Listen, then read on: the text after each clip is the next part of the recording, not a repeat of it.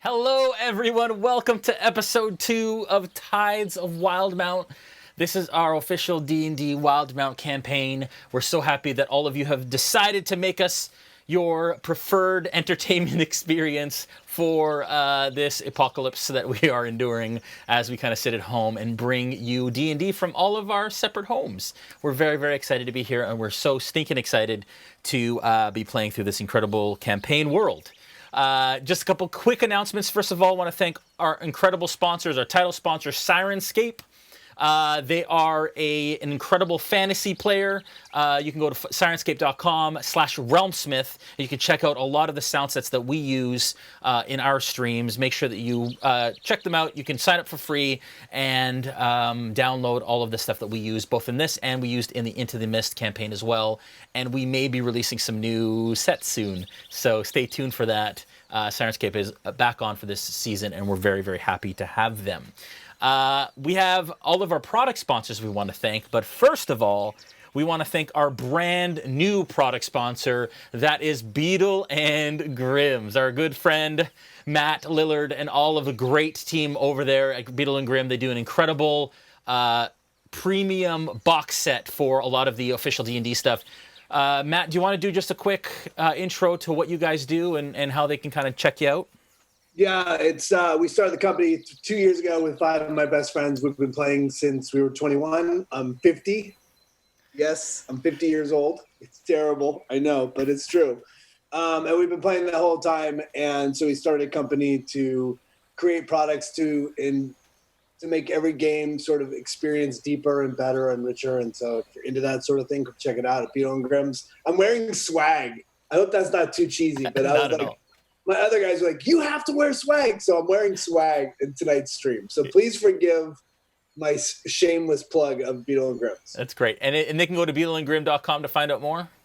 Yes, please do. Do you guys have something that's coming out soon that they can keep an eye out? You guys are between We have a box. We have a gold box right now for Eberron, for the Eberron release, which is incredible. I think it's the best box we've ever had. We have several more boxes coming out. We have a Schrodinger's cat shirt, which we just launched.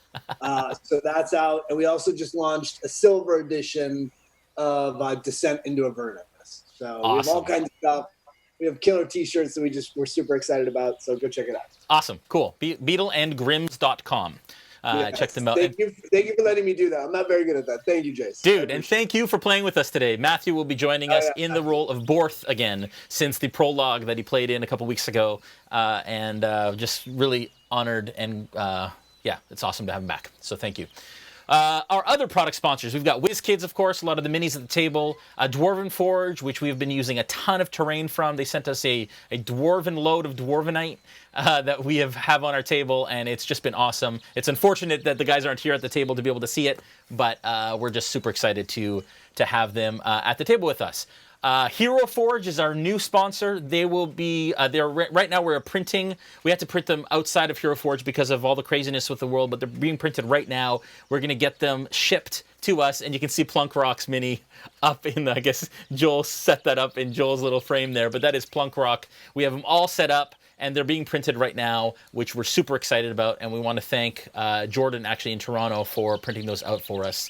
And we're super excited to have them at the table soon.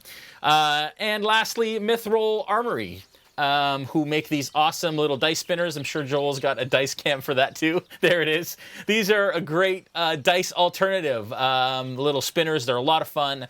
I think they funded like 1,000,000% or whatever on their Kickstarter. They raised a ton of cash, and they'll be shipping in the next little while. So we're very excited about all of that and having them at the table. It was only 1,000%. Oh, it was only 1,000%. It was actually 1,000%, which is pretty freaking awesome. Nolzur's Marvelous Tutorials will be this Sunday. We walk through the D&D Nolzur's Marvelous Miniatures line, and at 5 p.m. Eastern on Sundays, 2 p.m. Pacific, we go through and we paint some of the miniatures. We actually replayed the Fire Giant from Origins 2019 last night because I was enjoying Easter dinner with my loved ones. And so just glad to be able to do that. As well, tomorrow night at 8 p.m. Eastern, 5 p.m. Pacific, we will be doing Behind the Screen, where we talk about our campaigns, both Into the Mist and Tides of Wildemount. and that is a Q&A spoilerific session where you can go and find out kind of some of the things I'm doing behind the scenes, ask your questions of why I did certain things, about certain rules I may have missed, or whatever the case may be. So make sure that you tune in for that. If you like what you see, make sure that you follow and subscribe. Consider making us your Twitch subscription. And that little, what just happened there is a follower. So if you follow at home, automatically it'll light this little potion bottle purple. If you subscribe or spend bits, it blinks blue. So that is just our little feedback way of letting you know that we know you're here, and we want to thank you all for that. And of course, over and above all, we want to thank D&D. There it is. There are some bits.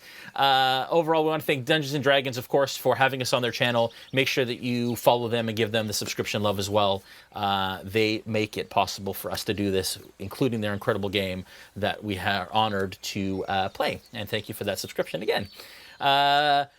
Finally, I know that's a lot of announcements, but finally, our good friend Todd Harris passed away a year ago. It will be this Wednesday that he didn't show up to our game night.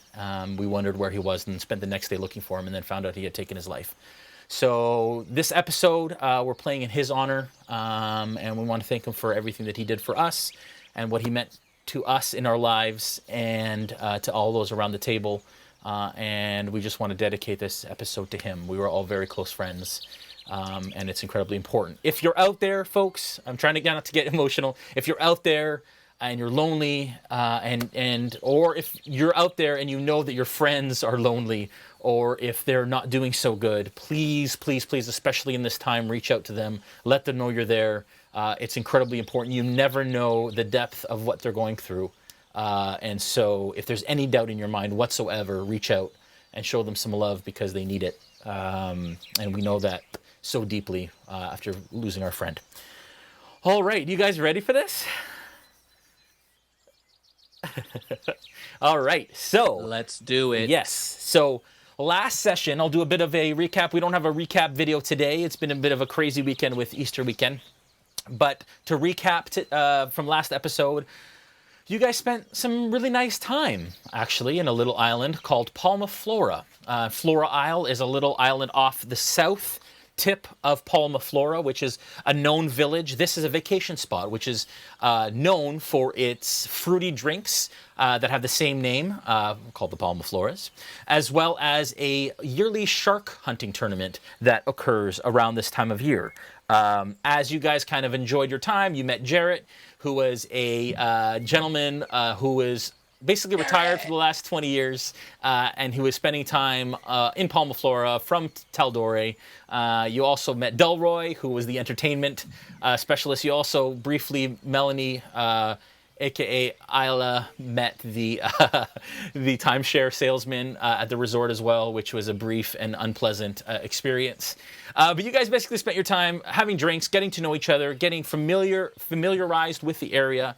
Boerth and those upon the Wave Chaser, that was Snow and Plunkrawk, you guys arrived in Palma, Flora with a shipment of fusaka, which is a very popular, sought-after spice from Marquette. And you guys had done a trade. You ran into an Obelix.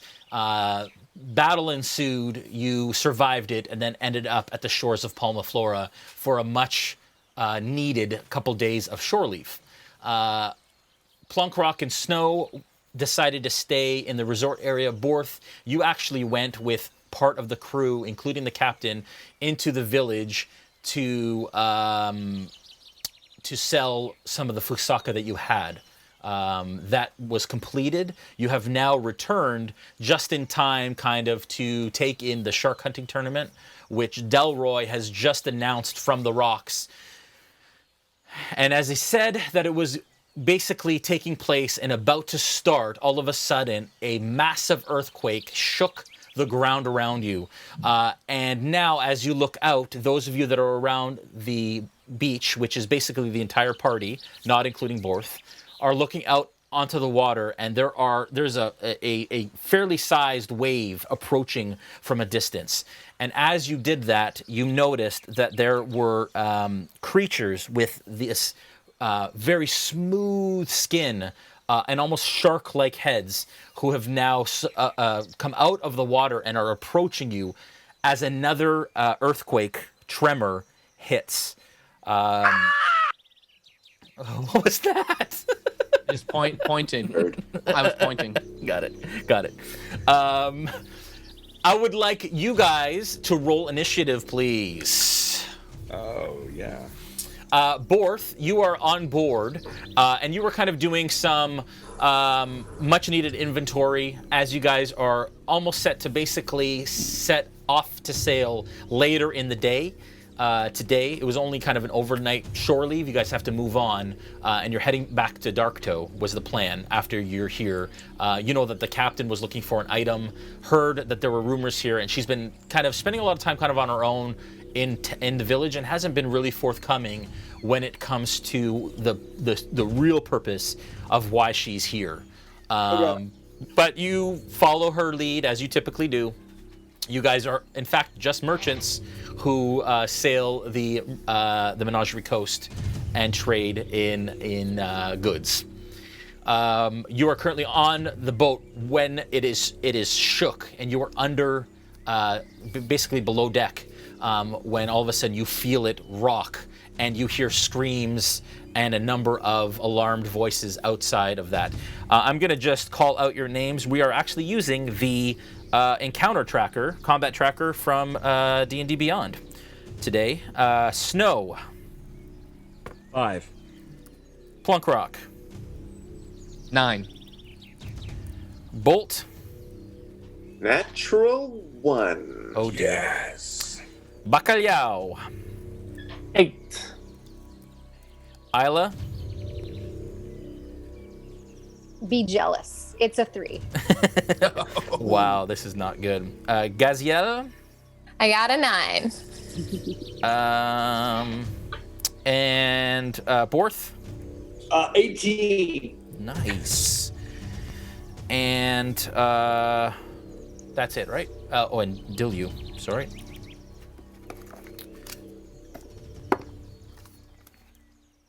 Okay. Okay. Boerth, you are first. And currently you are below deck with Dilu, who has been shadowing you quite closely. A nice sea elf gentleman who has actually proven himself over the last couple of days to be pretty trustworthy. You weren't quite sure what his purpose was on the boat. You had some suspicions, but he seems pretty innocent for the most part. Your insight tells you that he's a good dude, and he's been doing his work, even though you've been riding him pretty hard. He's kind of helping you sort through some crates when the boat starts to rock and you start to hear screams. What do you do? Sure. I'll come running out, and immediately I'm going to check the horizon behind us to make sure a tidal wave isn't coming. Yeah. So as soon as you poke your head out, you do hear the screams just start to mount, coming from Palma, Flora. You do look basically off the bow and notice that there is a wave. It's a smaller wave, but there is a sizable wave coming your way. Maybe a 5-foot wave or so at this point. And then how far? So just so I'm clear, everyone's on shore. Yeah. And these creatures are coming up out of the water and coming into land. Yeah. Right? So as you look off the port side, you notice that there are 4, and I'd like you to make a nature check, please, Boerth. Yeah. I'd like you to make it with advantage, actually, because Oh, nice. you've sailed these waters fairly often. 14. Is 13. my high. Yeah, with the 13, you know these. Yeah, 14. You know these are Sahuagin, which are creatures who are known to just basically are a horrible blight on the coast and do everything that they can to stop, especially a shark tournament. And you know, actually, from Palma, Flora, you've been here before, that they are not fans of what happens here on a yearly basis. Are they but are they lethal, or is this like a political stunt? You know what I mean? Are they coming to bring arms against my people on shore? Yeah, give me an insight check. I mean, I don't know. Ooh, that's good. I'm rolling really well. Insight is I got 17, so it's a 16. Yeah, with a 16, sorry. Yeah, with a 16, absolutely. You can tell that they are not happy. And it appears that they are absolutely coming for blood. To recap. Okay, good. How many are there? 4 currently. 4 currently. Okay. And in terms of my insight check, do I know that they usually travel in bigger packs? Yeah, they're usually at least a dozen. Okay, so I will sound the alarm. I'll sound the general alarms. To arms! To arms! Man the battle!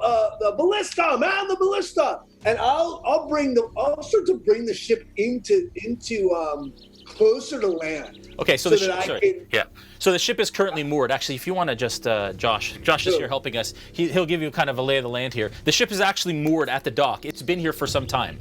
It's been here overnight. So you guys are already there. Everything I just said was wrong. Okay, great, perfect. No, but you're okay. You do notice the wave coming. Everything else stands. Okay, great. So I will man the ballista anyway. Okay. So I think that we had one. I mean, the last time we played, we had one ballista for sure. Yeah, you have 2 ballistas in the back of the ship there. You can see them. Yeah. So I'll have them both manned. Yeah. And I'll immediately, I'll grab my halberd and I'll do a double move. Yeah. To try to get to the rest of my team. If I jump in the water, I feel like I'm going to be outmatched.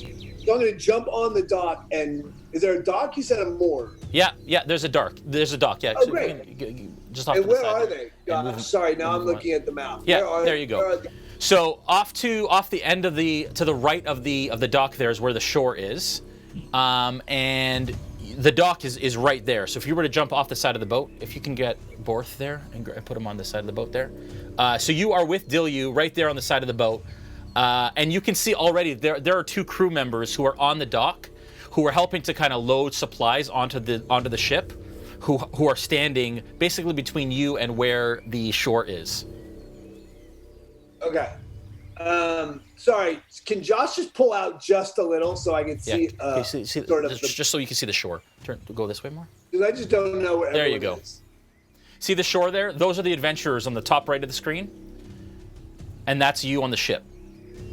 Okay. And basically, the dock is there alongside, and then there's a rocky outcrop that you go down with a gangplank that you go down to the shore.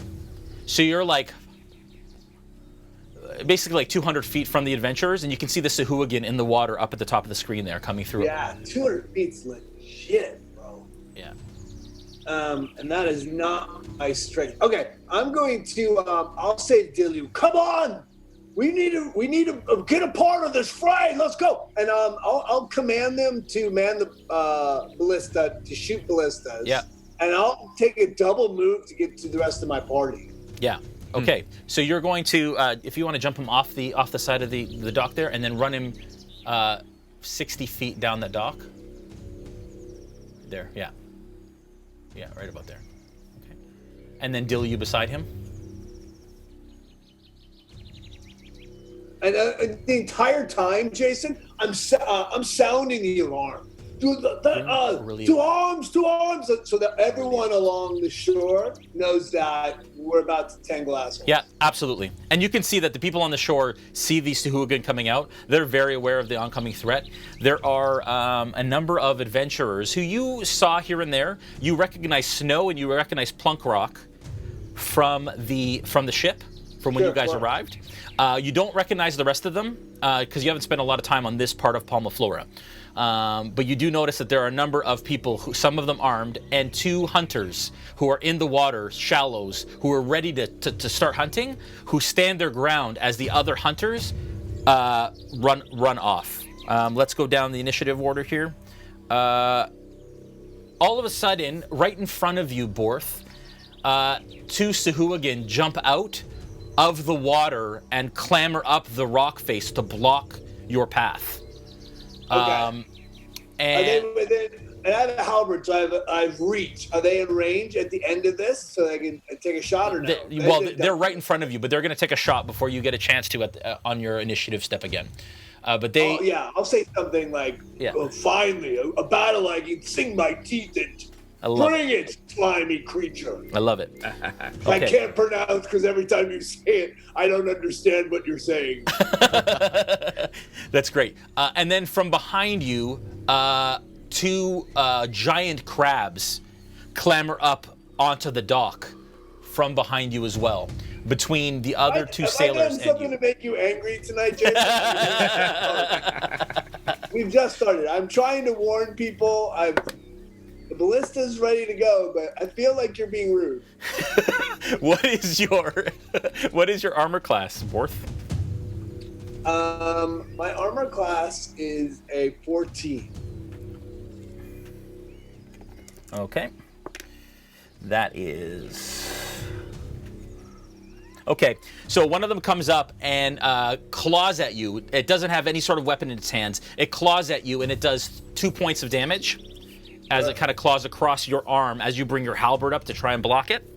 Sure. The next one actually swings out with his claws again, and you manage to trap his arm with your halberd as he rolled a natural 1. Nice. You shall be my dinner, little creature.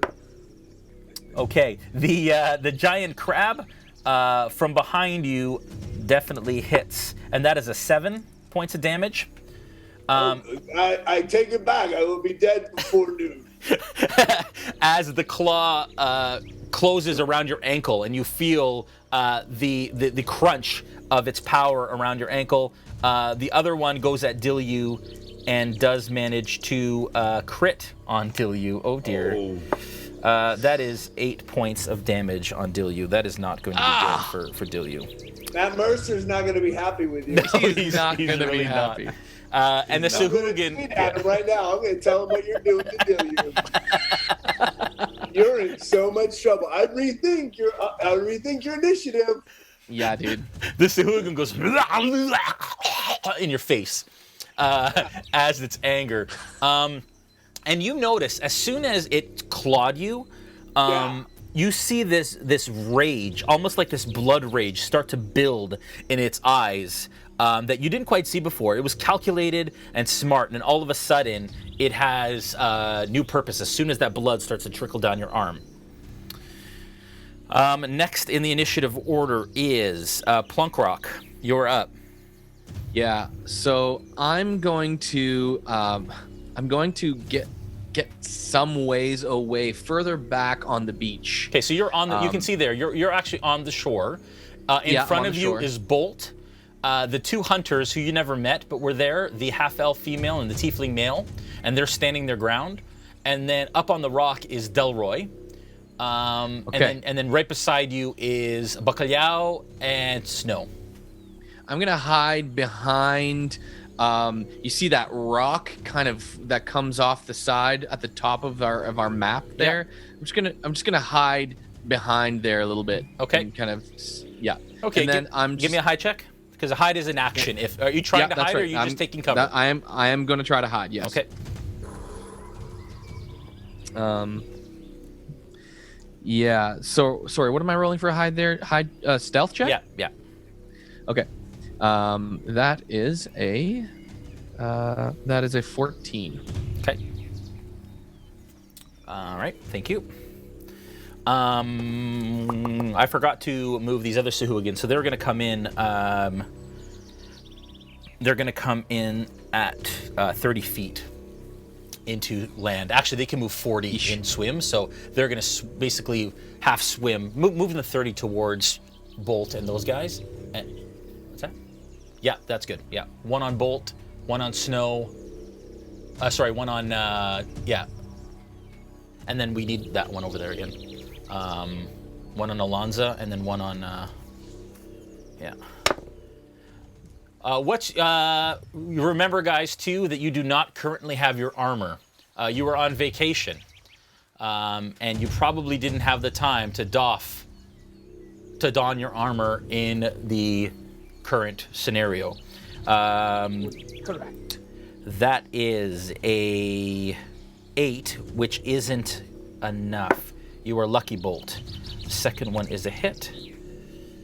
Bolt, you take 4 points of damage as a Sahuagin jumps in your face. It comes across with its claws once, and you manage to move out of the way and kind of knock it aside with the harpoon launcher that you're currently holding. And then he comes across again and gashes you right across kind of the clavicle area as you lose that amount. The shark hunters also take a couple hits, and they're starting to look not so great. Wow. Bacalhau, it's your turn. Okay, am I still near Snow? Yeah, you can see you're right beside him. So I'll turn to Snow and I'll ask him, "Are we friends, Snow? I would say that we are. What is you need, sir? Is this our problem?" Well, in most cases I would say no, but seeing as how my friend Boerth up there sounds like he's being hit, I would like to help. 6 seconds. Then I will help him too. I'll reach into my component pouch. I'm going to take my twig. Yep. I have a twig struck by lightning. It's a component for Witch Bolt. Yep. And I got my quarterstaff in the other hand. Yeah. And I'll start jogging towards the nearest baddie. Okay, so the nearest baddie is the one that's right beside Bolt there. How close do you want to get? I can get quite close. Okay. Do you want to get within 5 feet? Do you want to actually get within striking Yeah, within distance? melee range. Okay, so put him right beside. Okay, and you're gonna fire a witch bolt I'm going to fire a Witch Bolt. right in his face. It's good up to 30 feet, but I think from 5 feet might be better. Okay. So you, in the excitement of battle, basically run right in his face, and you shove a staff into his noggin. Do your witch bolt. Do you want to read it just for the sake of those at home, real quick? Yeah. So it's a concentration spell up to a minute. Yeah. A beam of crackling blue energy lances out towards a creature within range, forming a sustained arc of lightning between you and the target. Make a ranged spell attack against that creature. Yep. On a hit, the target takes 1d12 of damage. Wow. Okay, do it. Oh, and on each of your turns for the duration, you can use your action to deal 1d12 lightning damage to the target automatically. Okay. Wow. It's a concentration spell? Yeah. Yes. Okay. Okay. So d20 to hit.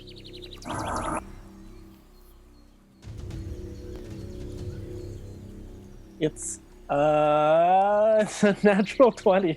Nice. Very good.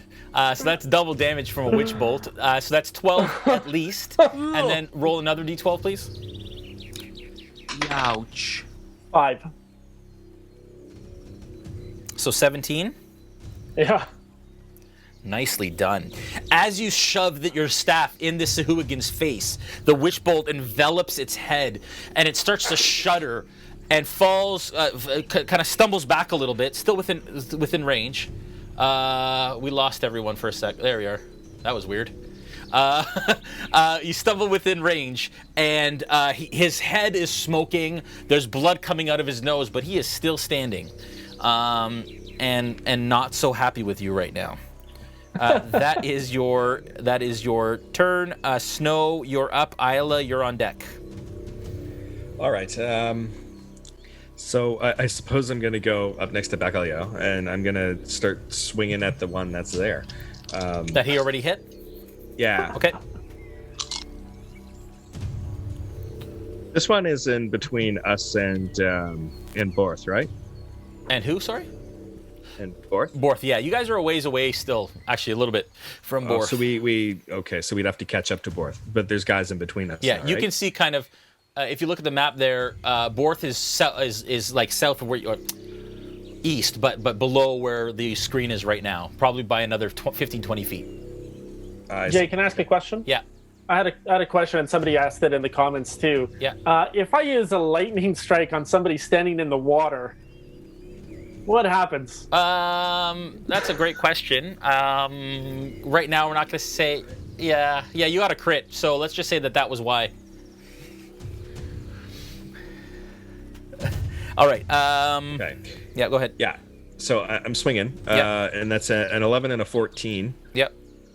The 14 hits. Okay. That is 4 points of damage. Okay. And you are using My scimitars. scimitars.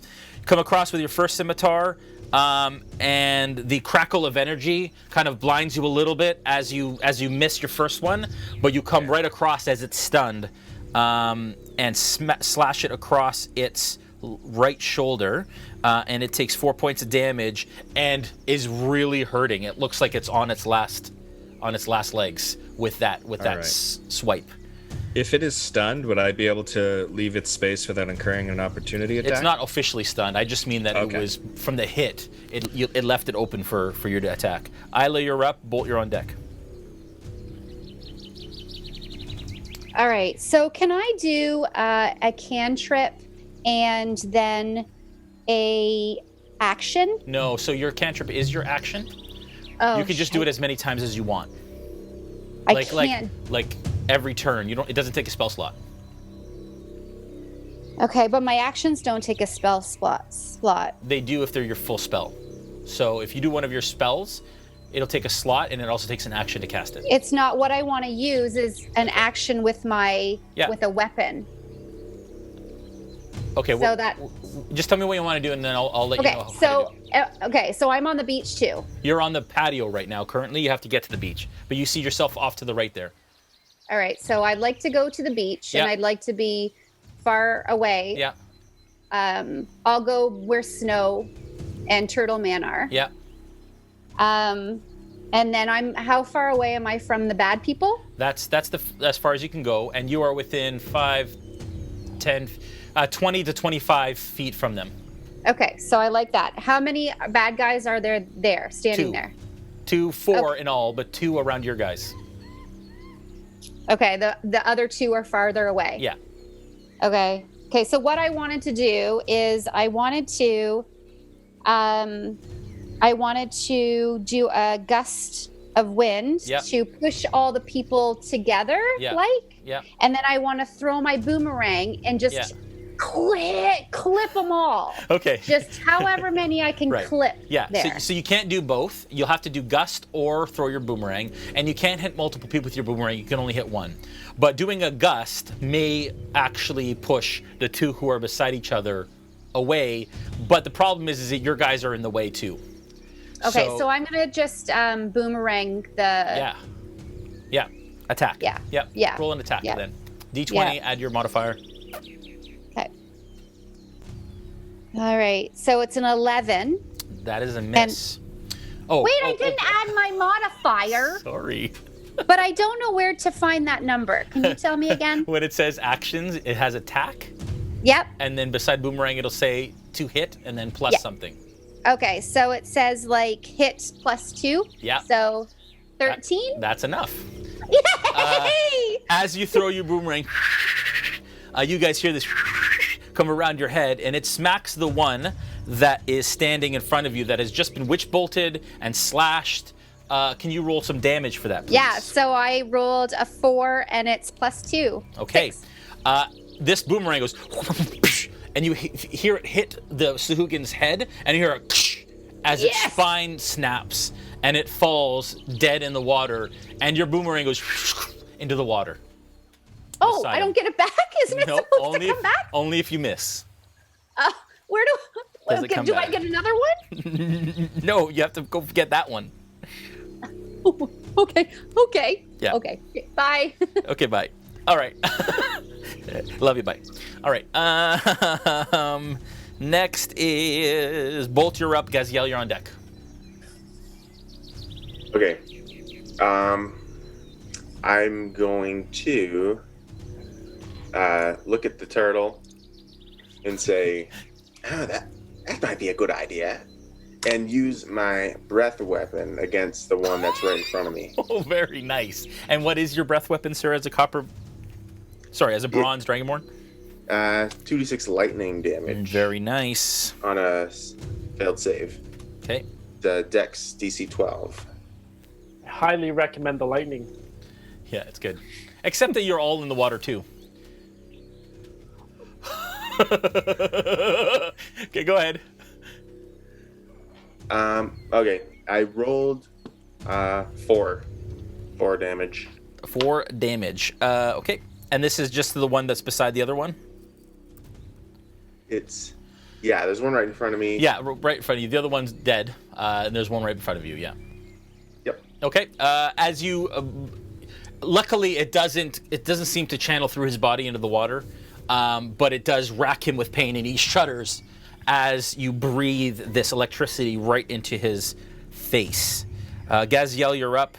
That's all you want to do? You don't want to move at all, right, Adam? I do, but I shouldn't.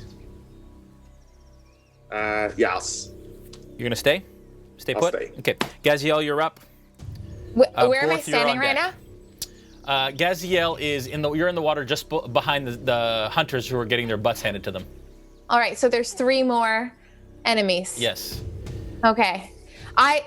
Okay, so I'm gonna take the javelins that I had earlier from shark hunting. Yeah. Yeah. You don't have your hammer right now. Your hammer is actually back in your room. So just the javelins. Yeah. Okay. So I'm gonna take my javelins. Yes. I'm gonna whip them around with the rope that I attached. Yeah. Very And nice. fling it right into the head of the closest one to me. Okay. I'd like you to make an attack with your javelin, please. Okay. Roll a d20. Yeah. So that is a 12. Yeah. A 12 is a hit. I'd like you to roll damage. Right in the please. middle of the eyes. Okay. All right. I got 7. 7. Wow. That's good. Did you add your damage modifier to that? What is that? Oh, so 1d6 plus 2. Yeah, so you roll the d6, which is the square one. Is that what you rolled for damage? Oh, and then plus 2. Yeah. Yeah. Okay, so that's what it is. Okay, cool. So 7. All right. Very nice. You throw your javelin, but with a 12, you manage to it digs through its arm and then keeps going. So it gashes it, and blood starts to pour from his wound. But it keeps going. It doesn't stick in him with that roll. But you have done significant damage to his left arm. Amazing. Boerth, you're up. Or would you like to move at all, Gaziel, or would you like to stay where you are? I'm going to stay where I am. Okay. You are still holding the rope in the other hand. Boerth, you're up. So let me just get this correct. Yeah. I'm about to get eaten alive by 2 giant crabs and 2 lickety split dudes coming out of the water. Yeah. Is that correct? That's right. So I have 4 on me. Yeah. And okay. First thing I want to point out is the ballista. Do they get shots or no shots? Not yet. Great. That's awesome. Thank you so much, TM. No problem. Second of all, am I being grappled by the crab, or he's just got a good hit on me? He's just got a good hit on you. Okay. I am, as I have 4 on me, I'm going to die in this moment of glory. I will attack the one crab that just hit me pretty hard. Okay. Remember that you have one Sahuagin tied up in your halberd. Okay. So you have managed to hold So, one arm. Yeah. Right. So I got him. So I'm grappling him. Yeah. Do I get advantage on an attack if I come back at him? If you hit him, I'll give you advantage. Yes. Okay. So I'm going to I'll take a shot against him at advantage. Okay. I got 2 15s plus 5, so a 20.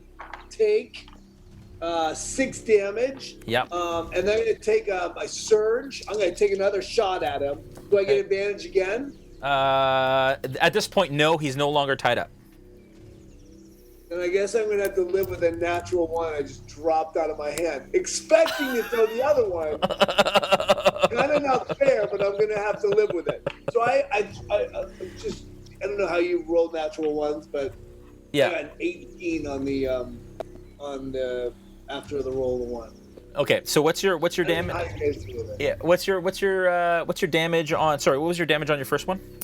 6, glorious 6, a really vicious 6. Yeah. It is so vicious. I feel it. Super dupes vicious. Yeah. It was great. And then I rolled that 1. Yeah. So as he's tied up, you pull your halberd up and manage to slash him across the chest. But then as you kind of bring it back around, he's waiting for you. I'd like you to make a dexterity save, please. Yes. I got a 10. A 10.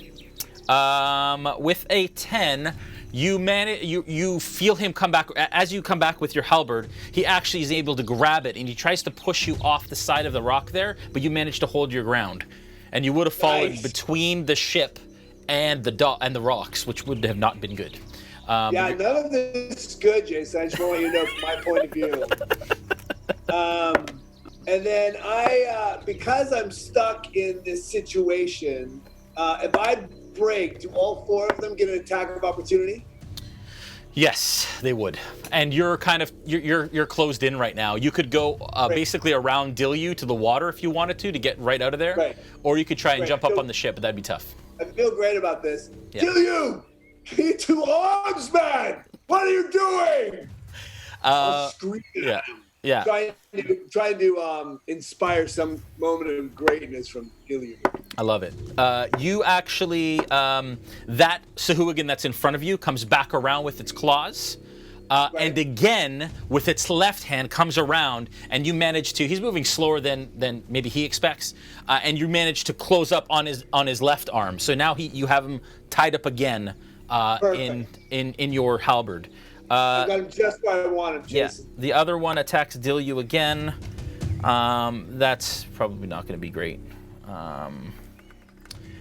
And slashes Dilyu across the chest, and you see them both starting to frenzy. And you know that Sahuagin, when they see blood, they go to a whole different level. And he actually drops to a knee. Dilyu does.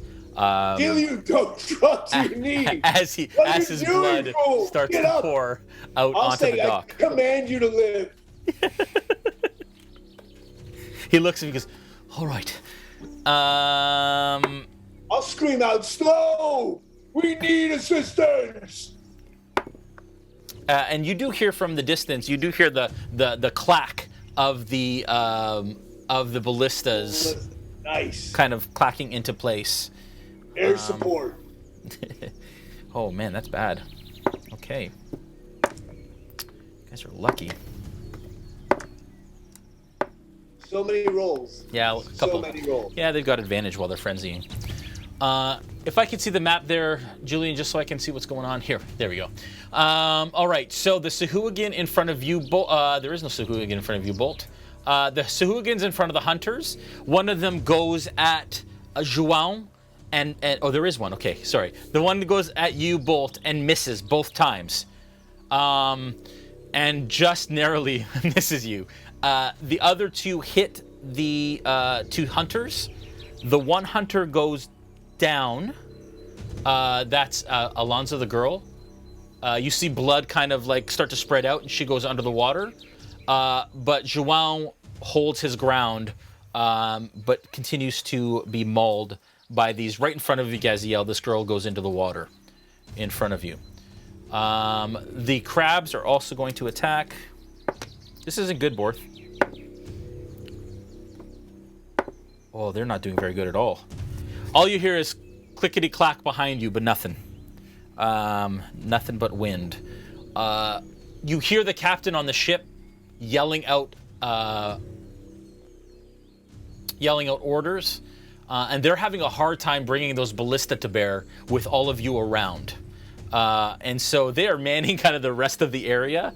But right now, if they fire a ballista into any of these skirmishes, they're definitely probably going to hit one of their own. And so they're taking their time in making sure that they can catch a good shot, especially because the ballista are at the back of the ship. And then the rest of the crew is milling about, and you can hear sails starting to unfurl, and you know that basically it's out time as soon as things can get ready to depart. All right, Plunkrawk, you're up. Bacalhau, you're on deck. Okay, so I'm going to rush towards Bolt with my movement. I believe there's just enough, 30 feet, to get to him from my hiding spot. And do right diagonally? Yeah, you're good. You're at Bolt. Okay, cool. So now I will cure wounds. Yep. And as a bonus action, while I'm still there, just in his ear, I'll quietly sing, Shout, shout, let it all out. Bolt is the one we can't do without. Come on. I'm talking to you. Come on. Okay? And then I leave, leaving him with a little bit of bardic inspiration. Okay, so Extra 1d6. how much wounds how much does he get cured? I cure wounds 1d8 plus my spell modifier, which is 3. So I will do that here. That is 5 plus 3, that's 8. 8 points of damage. Back 8 bolt. points back. Undamage. Of undamage. Undamage. And then beautiful? And you also have bardic inspiration. Okay, Bacalhau, you're up. Snow, you're on deck. So what happened with this guy that I was zapping? Is he still standing? He's dead. No, he's dead. Oh. Yeah. Okay, so Aella finished him off with her boomerang. So I assume there's another one close by. Yes, right beside you. Sorry, just having a hard time seeing here. Right beside you, right? Okay, so I'm just right beside me. Okay, I'm gonna point at the guy closest to me with my quarterstaff. Yeah, 10 feet ahead of you. You just have to. Yeah, you just have to come. Do you want to close the distance and get into melee range?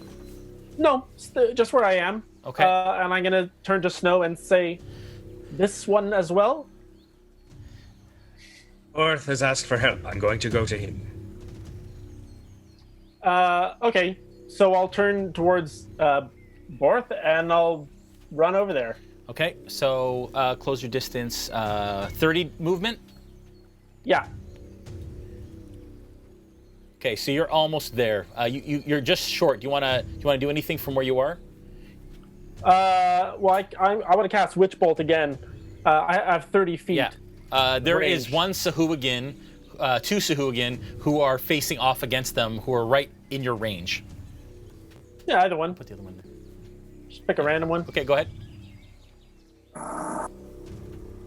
There is one that has more damage than the other, clearly. It's a 17 to hit. That is a hit.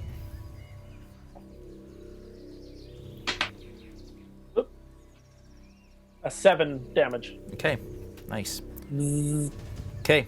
And he obviously was not expecting it and gets racked with this electricity right in front of you, Boerth. And as you look over your shoulder, you see this unassuming, barely clothed turtle who is standing behind him, who has just zapped him from behind. Okay. I love turtles. That's good. Snow, you're up. Aella, you're on deck. All right. So, can I get there in my turn's movement? Can he get there in time? Yes, you can. Can you move Aurelio? Okay. So I'm going to do that, and I'm going to make my attacks. He's going to be 30 away from them. Okay, go ahead. Okay. All right. I think these are both hits. So it's a 24 and a 23. Sorry, what was that? A 24 and a 23. Those are hits. Jeez. With a total of 9 damage. Yeah, that's nice. Very nice. Yeah, so again with my scimitars. And you're hitting the one that was already just racked with pain? Racked with... yeah, you are. Yeah, that's the one.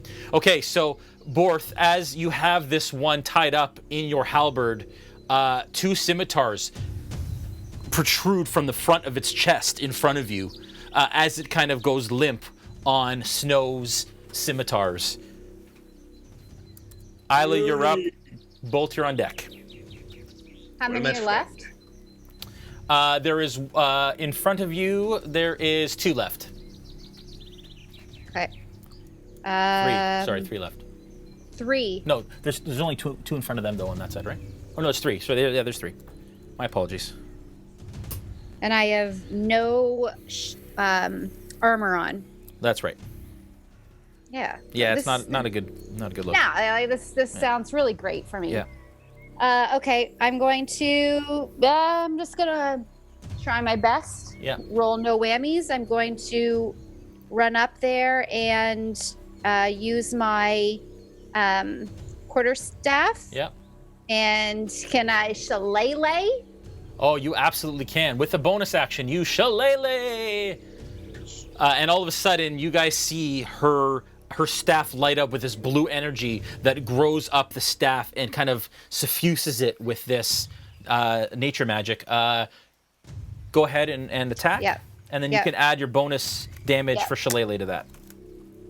So I rolled a 5 and it's +5. Yeah. So you come across with your staff, and that blue crackle of energy got the attention of that Sahuagin, and it manages to move out of the way as you narrowly miss it. But there is always next turn. Yeah, but can I disengage? No, you can't. That's your last character. Or you can. You just it has a chance to hit you while you back off. Can I dash? What's fastest? Yeah, no, you can move. She still has movement left. Do you want me to tell you how far I can move? No. You can move back 10 feet, but as soon as you leave his space, he has a chance to hit you, and you're not wearing armor, so that's up to you. You leave yourself open to attack. Okay, but if I'm standing there, can I not get attacked? Yes, but now you're getting a free attack before he gets a chance to attack again. I don't know. What am I supposed to do here? Stay there. What am I supposed to do? Thank you. You're I'll welcome. Stay there. Okay. Thank you. All right. Bolt, you're up. Gaziel, you're on deck. Okay. I'm going to say, as I pull out my dagger, normally I prefer a more ingenuitive solution, but this would have to do. And I'm just going to stab at him with the dagger. Yes. Make an attack. And it's a 3 to hit. Yeah. You don't use this dagger much. You kind of pull it out. It's a little clumsy in your hand. And you kind of strike out with it and unfortunately narrowly miss. Not narrowly miss. You miss by quite a margin, actually, with that roll, unfortunately. Gaziel, you're up. Boerth, you're on deck. Very slippery guy, this one. Wait, how close am I to the live one? So you are standing right in front of the bloody not carcass, but the bloody hunter that just went underwater. So if you look on the map there, if Josh can just point you out, you're there. That hunter's underwater just in front of you, and then there's one on the other side of that hunter that went under. And he dead. He gone. Well, she just went under the water. She just got dispatched. Oh, okay. Yeah, can I use the lay on hands? Sure, you can. Absolutely. Bring her to life? Yeah, absolutely. Yeah. You reach into the water and you grab her by the shirt and you lift her out of the water, and this radiant energy pulses through your hands into her. How many points of healing do you want to do on her? 1 point. Okay, you bring her back to 1.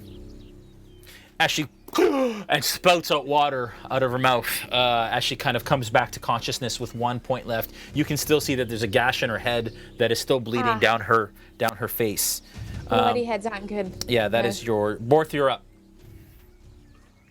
All right, so I have the one that's been hit by snow still pinned, right? So I should still have advantage. That one's dead, actually. It died in your arms. Dead. Yep. Okay, so I'm the Dilyu, the one that's attacking Dilyu. Yeah. I'll turn around and try to bring him to his knees. Yeah. 19 for 5 damage. That's yes, nicely done.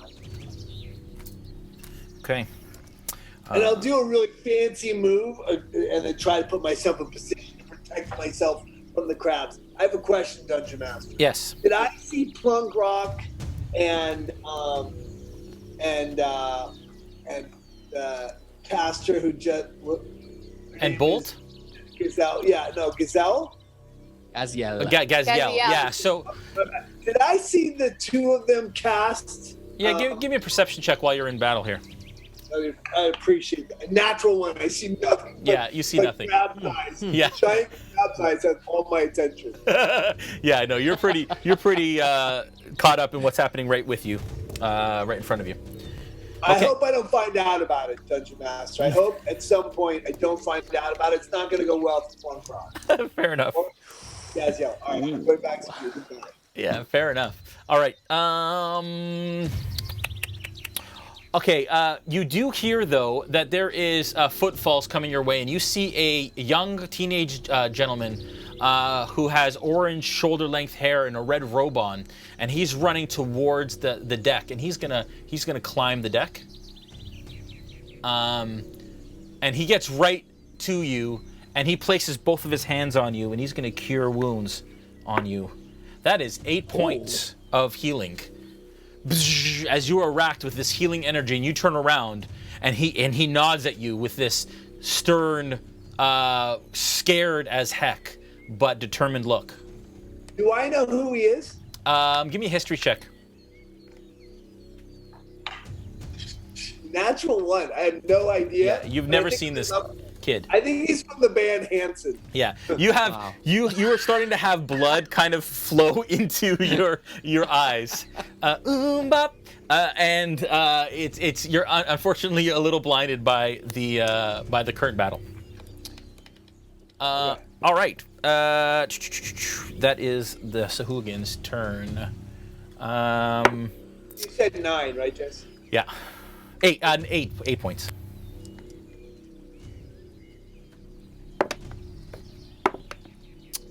Okay, the Sahuagin goes to attack. Sorry, one sec. The Sahuagin goes to attack Dilyu and misses. As he's kind of on the ground, and out of the corner of your eye, you see Dilyu kind of come up and parry that blow. But the crab behind him, they start to tear up his back, and he falls motionless onto the dock. Dilyu does? Yes. Sorry, not on the dock, onto the rocks beside you, Boerth. You are in so much trouble. I know. Don't tell. You are the Mercer sees all. Mercer. All right. Sorry. That is the other Sahuagins. How many more are there left over there? That's not good. That's not good. That's good, and that's not good. Okay, the one Sahuagin in front of João reaches out and gashes him again, but João barely moves out of the way. It's just a small gash. That other one that's in front of you, Gaziel, closes the distance again. She's currently holding, so just move them all towards Gaziel a bit. And he's going to attack you, Gaziel. And he hits, unfortunately. That was my first damage. Yeah, unfortunately they're frenzying right now, which is very, very bad. It's not good. But he only hits you once for 3 points of damage. As his spear, he's got a spear, and he overhand thrusts it into your bicep as you're holding this hunter, barely conscious hunter, in your arms. And the one in front of you, Bolt, strikes out and misses as well. Dilyu is going to do a death save. That's a natural 20. Dilyu gets 2 successes with that natural 20. Way to go, Matt. And he's Power of Mercer. He totally did that. The power of Mercer. Totally did that. Plunkrawk, you're up. Bacalhau, you're on deck. Okay, so I'm seeing that that Boerth has just a tiny bit of damage that I can tell from a distance. How far am I from him, Jay? Do you know? Plunkrawk? Yeah. Being at Bolt right now. Yeah. About 45 to 50 feet. Yeah, if we can get the camera again, Julian. I cannot do that, but I will run up. Actually, I won't run. I'll stay where I am. Yeah. And I'll yell out to Boerth, Boerth! And I'll sting.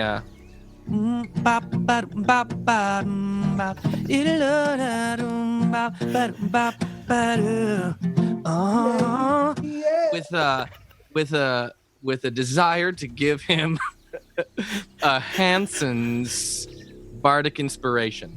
A Hanson size? Yeah, Hanson size. So it's like, yeah. Yes. Okay, you got bardic inspiration, Boerth. Yeah, and I'll run back a little bit from where I am. I'm a little bit too close to Bolt, and he seems to be the one who gets the attacks. So I'm going to move back 15 feet. Okay. All right. Yep. That is your turn. Done. Bacalhau, you're up. Snow, you're on deck.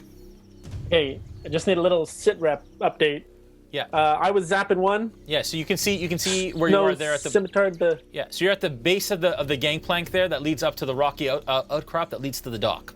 Right in front of you is this orange-haired kid that just healed Boerth. Snow is beside him, and there is one Sahuagin and 2 crab past them. So did Snow scimitar the one that I was zapping again? Did he steal my kill again? Yes. No problem. No problem. As that one drops down, I'm going to take my twig. Yeah. And I'll put it back in my pouch. Yeah. And I'll just gesture with my quarterstaff over to the next one. Yeah. And look at Snow like this one, asking just with a gesture. Yeah. Like the next one. Yeah. He can't see anything. Oh. Snow basically pulls his scimitars out of this dead Sahuagin, and he's kind of like he's obviously sensing where the next kill is coming from, and you realize that he's blind. Okay, I'm going to look at my feet shamefully for a second. Yeah, and then go attack the next one. Okay, are you witch bolting it? No, I'm out of spell slots. Okay. I'm only level 1. Okay. So you climb the gangplank? Yeah, and I'm going to quarterstaff. I'm going to try to melee him. Yeah. It's 12 to hit. No, it's 14 to hit. That's a hit. Woohoo! And it's 5 damage. Okay. 5 damage, and all right, thank you. You smack him. Yeah. And his back is turned to you right now because he just downed Dillu, and you just smash him in between the shoulder blades as he screeches. Snow, you're up. Aella, you're on deck. Okay, these things have legs, right? Yes. Yeah. Well, okay. you think. But but I can see something that looks leggy. You can't see anything, but you sense from all the footsteps. Okay, sorry, you're right. You're right. That there is, yes. Right. Okay. You imagine they are bipedal. Yeah, that's true. That makes called shots a little harder. Yeah. So,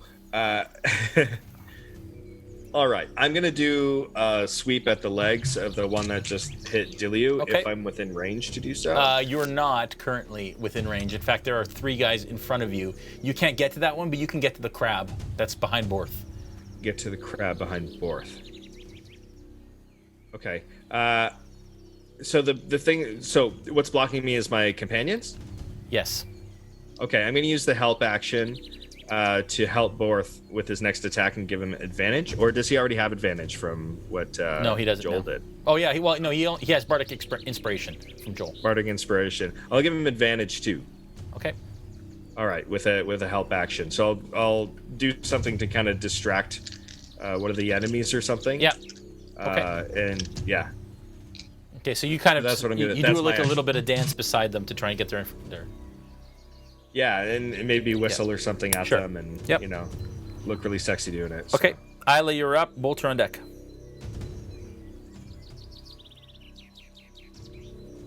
Okay.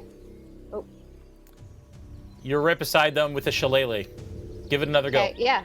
Yeah, I want a shillelagh again. Yeah, Hook like me it. up. Yeah. Yeah. Shillelagh lasts how long? I think it's for a while. Duration? It lasts for 1 minute. Okay, 1 minute's plenty. That's 10 turns. So. Oh wow. Okay, so I have it turn. still? Yeah, just keep track. This is your second. Wow. Let me guess. I got a 10 plus a 5. I thought that was a natural 20, Yell. No, that 10 is good. Yes, it's good. Oh, it's good. 10 plus 10 plus what? 5. 5. That's 15. That is a hit. Roll your damage. I rolled a 1. Okay, but then you add your modifier plus your shillelagh damage. Oh, no. It's 1d8, not a d6. Yeah. Sorry, my bad. Okay. It's the diamond-shaped one. That goes up to 8. I know that. Oh, I rolled 0. Well, it can't have a 0. No, it does. That's a 10. You're rolling a d10. You need to roll a d8. It goes to 8. And I just made a fool out of myself. It's this one. Yeah. Which one? It's the one. I can't. You gotta show sides. the camera. I'm on Zoom. Go lower. You gotta show the Look, computer. David's showing you. It's that one. Oh, David. Okay. Okay. This one. Yes. Okay. I rolled a 1. Okay. Wow. What is your bonus on that? It's just a 3. Okay, so 4 points of damage on that one.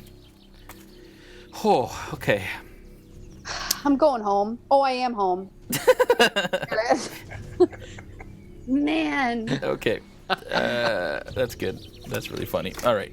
But you do smack it in the head for 4 points of damage. Yeah, thanks. Which is good. Yeah. Okay. Yeah. Thanks. All right. Bolt, you're up. Such a pity. Gaziel, you're on deck. Dagger again. I'm gonna say, let's try this one more time. Okay. You're gonna dagger it? You do have your harpoon launcher in your hand.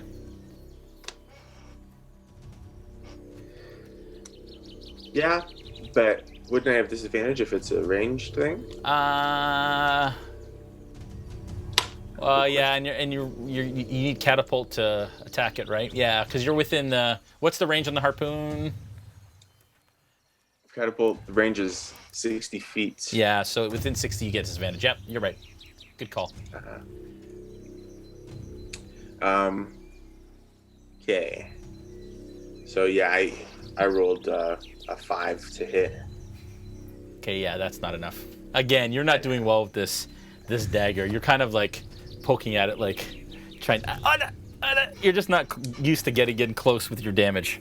Gaziel, you're up. Boerth, you're on deck. How far is the javelin that I threw earlier? Well, you have the rope in your hand, so you can pull it back in. But I also have a human in my hand. Yeah. So, you have your human in one hand. You do have a rope with the other. The javelin actually fell close to where you are, so you could reach down in the water and grab it. All right. Or you could just take out another javelin. Oh. Because you have multiples. I can do 2-weapon fighting. Yeah, you can. So I'm gonna. But you have a human in one hand. I'm gonna slowly lay her down. Okay. She sits into the water, and the water is basically like chest high. As long as she can breathe. Yeah, she's good. Yeah, I'm gonna pick up 2 javelins and whip them around and. Okay, and you're gonna attack. Stick them in. You got it. Okay. Yeah. So what you're gonna do is you're going to attack with the one. Just do 2 attacks, please. 2 attacks? Yeah. Is that the D20? Yeah. Okay. I don't know where it fell. Oh my goodness. You guys. Now is the perfect time to bring up one of these. Oh wait, no, I rolled the wrong dice. I have it. I have another D20. I've never spun this off the table. I've never lost these before. I don't know. This is the last time we have a sponsor who actually is on our stream. Except you, Matt, you're good. Matt, That's half good. of us. Matt, you're good. Yeah, sorry, go ahead, Christine. Half the party. Christina? I got a 15. Okay, that's a hit. With both? Okay. No, just for one. Okay, go roll it again. And then I got a 4. Okay. Plus your modifier. Make sure plus that my modifier? Yeah. Oh, so it's +4, so 8. Okay. And then a 15 plus 4, which is 19. 19. Okay, so the 19 hits. I'd like you to roll damage on the first one. Damage is the pyramid? Yeah, dice? whatever it says on there. So 1d6. The javelin. Oh, a d6. All right. So many dice. I got a 6. Okay, plus? Nice. That's not good. You have a plus on there. No, it's really good. Oh, it is good. Yeah, it's very good. I got a +2. Plus 2. 8 points of damage. Very nice. Sick. Yeah, this... yeah, killed him. Not killed him? No, not not quite. No. Oh. No, but he is not looking good. You attack with one of your javelins and you jab it into its chest.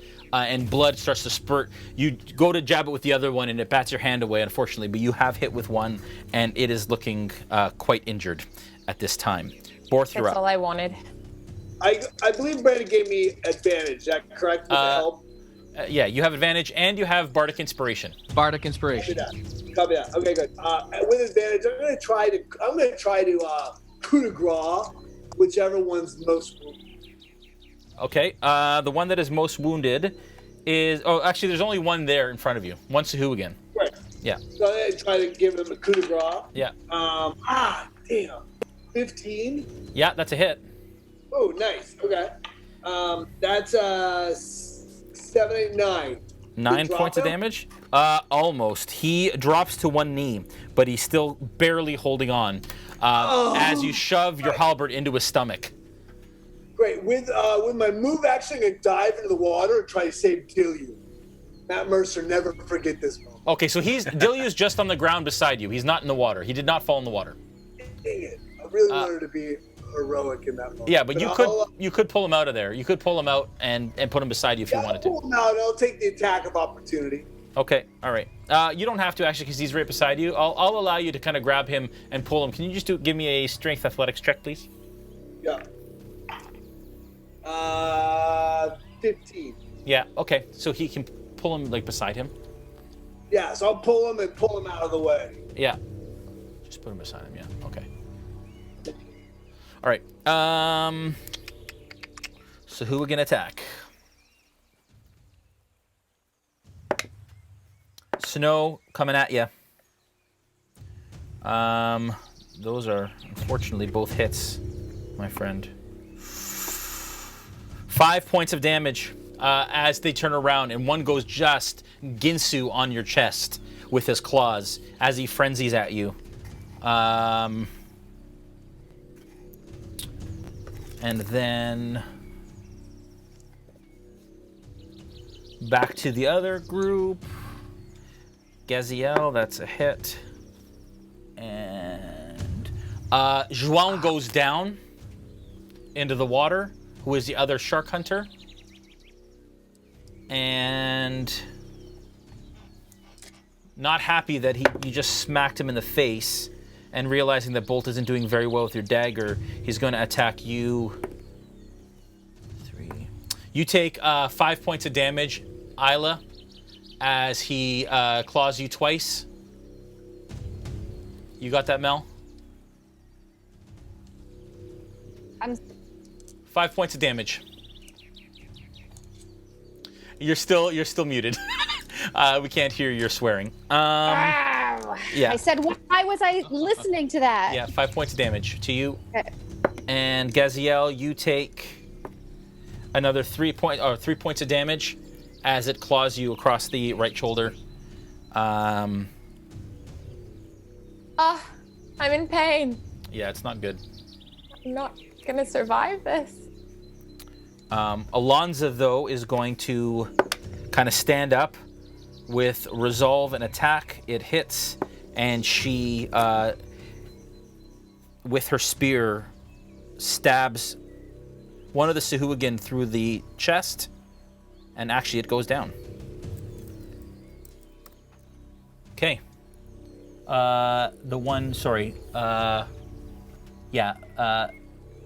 Actually, the one that just downed João, she moves over to him and stabs it, and it goes down. Yeah, that one. The one in front of Gaziel is still up. Okay, and the crabs. Boerth, what's your armor class?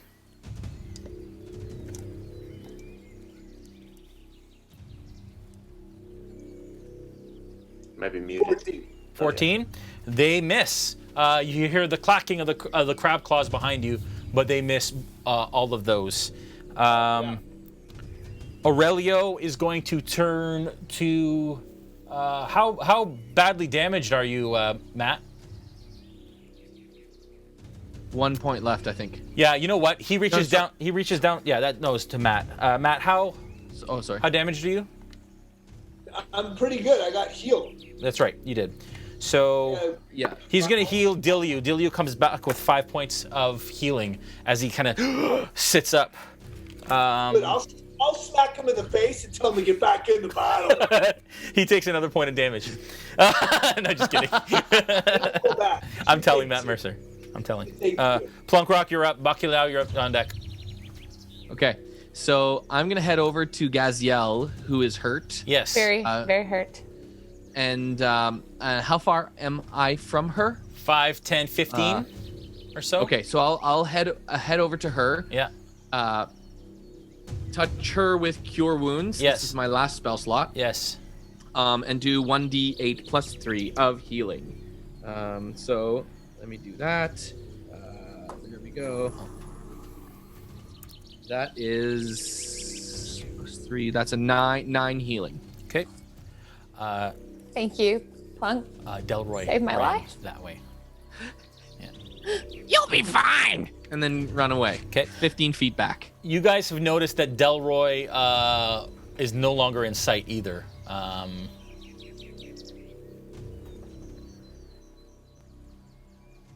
Okay. That is Bacalhau, you're up. Snow, you're on deck. Yeah. Sorry to keep asking. This guy that I just struck, still standing?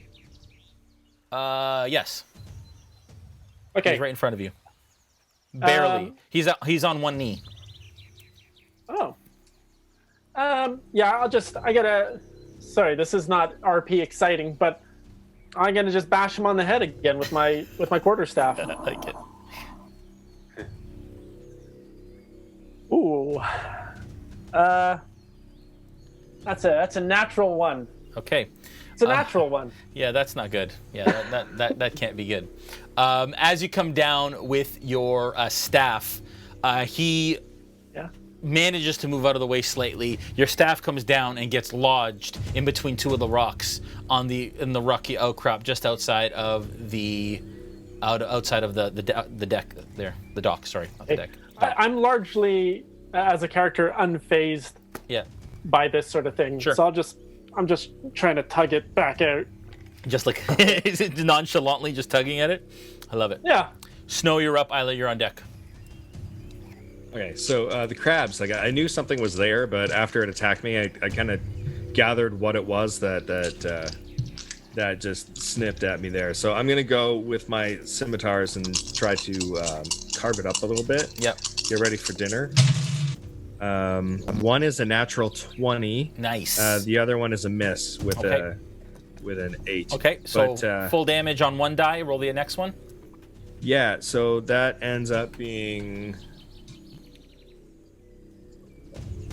plus 3. There's 14 points of slashing damage. Woo! That crab, you skewer it, and it goes lifeless on the dock. Very nice, Snow. With that, we are going to take a break. It is 8:30. Joel, if you can get some questions up. Folks, if you have questions at home, just write question in caps beside your question so that Joel can answer those for you. And we have to do a bit of a set change here. So we're going to black out our camera. You guys are on questions from the audience, and then we'll be back in as soon as we possibly can. We'll see you in a second. Costume change. Awesome. Hey folks, so I'm going to take questions, and as usual, it is question : Joel, is that your actual house or a created background of some kind? This is my... Yes, it is. I live here. That's all. That's all I have. It's just a wall. Some floor. Okay, Dark Ridge 09 asks, was everyone surprised that the water got brought up for the lighting damage in the beginning? The lightning damage. Everyone surprised that the water got brought up for the lighting damage in the beginning. I'm not sure what that question actually means. I'm gonna move. That's when I cast lightning. Which bolt? When everybody was in the water. Oh, that you made me makes sense. Come back from my washroom break for this. I don't know what you rules still are for that.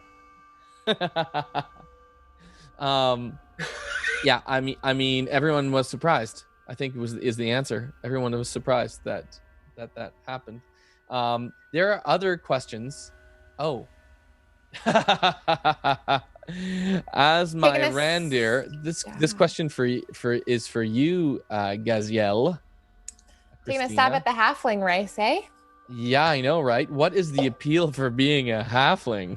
They're small, nimble, and quick. Mm-hmm. I was one in the last campaign, and I agree with you. Small, nimble, quick. Plus sick. Totally undervalued. Reroll all your ones. You reroll all your ones.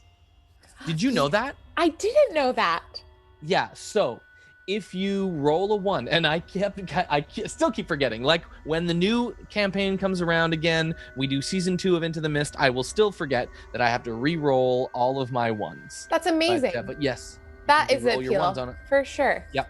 Wow. Thanks for telling me in midway through battle. Yeah, no worries. I'm here to help.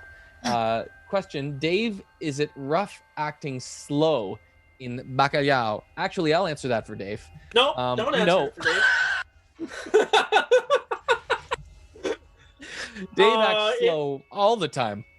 No, but compared to like Balabar and Cornelius, who were pretty fast talkers, it is a little painful sometimes to try to keep it slow. Yeah, might be painful for everybody, but you know what? That's a turtle for you. Brandon, question for you. What inspired you to play a blind character, and how do you like it so far?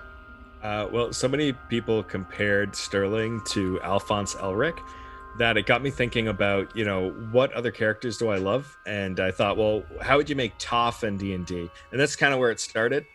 Toph from Avatar: The Last Airbender. She was a blind earthbender, for anybody that doesn't know. So she could feel through tremor sense. So we started playing around with those ideas, went from there. Didn't build Toph, but that's where it started. And, from there it went on. And I was really intrigued by the idea of playing a blind character and how that changes perception. So anyway, there's a lot more to it, but that's where I'll leave it for now. I can't believe I gestured to you. That's okay. I can't believe I forgot I was blind and said that, hey, can I see if they have legs?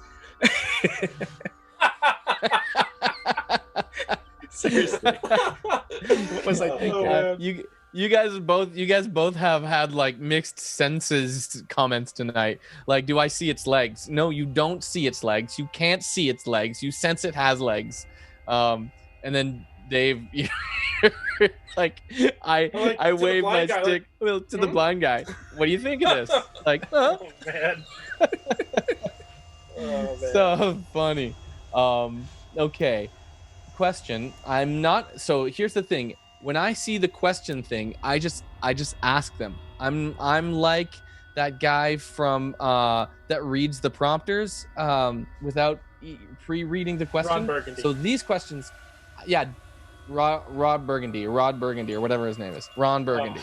So I'm just gonna read. So question: ethically speaking, if you were to grab some of that crab people meat and ate it, would you turn into a Wendigo? Probably. I'm just gonna say that from an ethics perspective. Who follows a critical role, and what are you excited about seeing in this setting? Says Adabelle Rosette. I follow Critical Role. I do too. I've seen all of campaign 1 and episode 1 of campaign 2, and that's it for me. That's as far as I'm still working through campaign 2, but I'm a little bit early in it. Yeah, the camera's active. Yeah, hey Josh or someone in the room, you are in front of the camera and everyone can see your butt, man. Everyone can see your butt. Wow, that's a lot of butt. Nice. That's a lot of butt. Hey guys. Okay. So you can ask questions for Matt as well. I think he's away from keyboard right now. He's back. He's back? He is back. Yeah, but I mean, you could ask, this might be one of the only chances you get to ask Matt questions too. So ask him about Beetle and Grimm or, anything. This is a big moment for everyone at home. This is a big moment. This is a big moment. I'm just going through questions in the comments here, Matt. So if I ask you a question, it's from the comments and not from me fanboying over the fact that you're playing here. So do you follow Critical Role, Matt? I don't. At all. Okay. I love those that was easy. What they all represent the community, but I've got 3 kids, and personally, I don't. Streaming games isn't my jam. I want to play. When I see people play, I want to play. Yeah, we are in a similar situation. We like to play like live in a room together. Yes. I really love doing that. Although I have followed and seen heard the full first season on podcast of Critical Role on my commute to and from work. So do you like that? Do you like listening to podcasts? I listen to podcasts all the time, literally almost exclusively. That's kind of my mode of learning is podcasts because I don't learn well in other ways. What's your favorite? Bill? My favorite podcast? Oh gosh, there's this new podcast called Into the Mist. No, just kidding.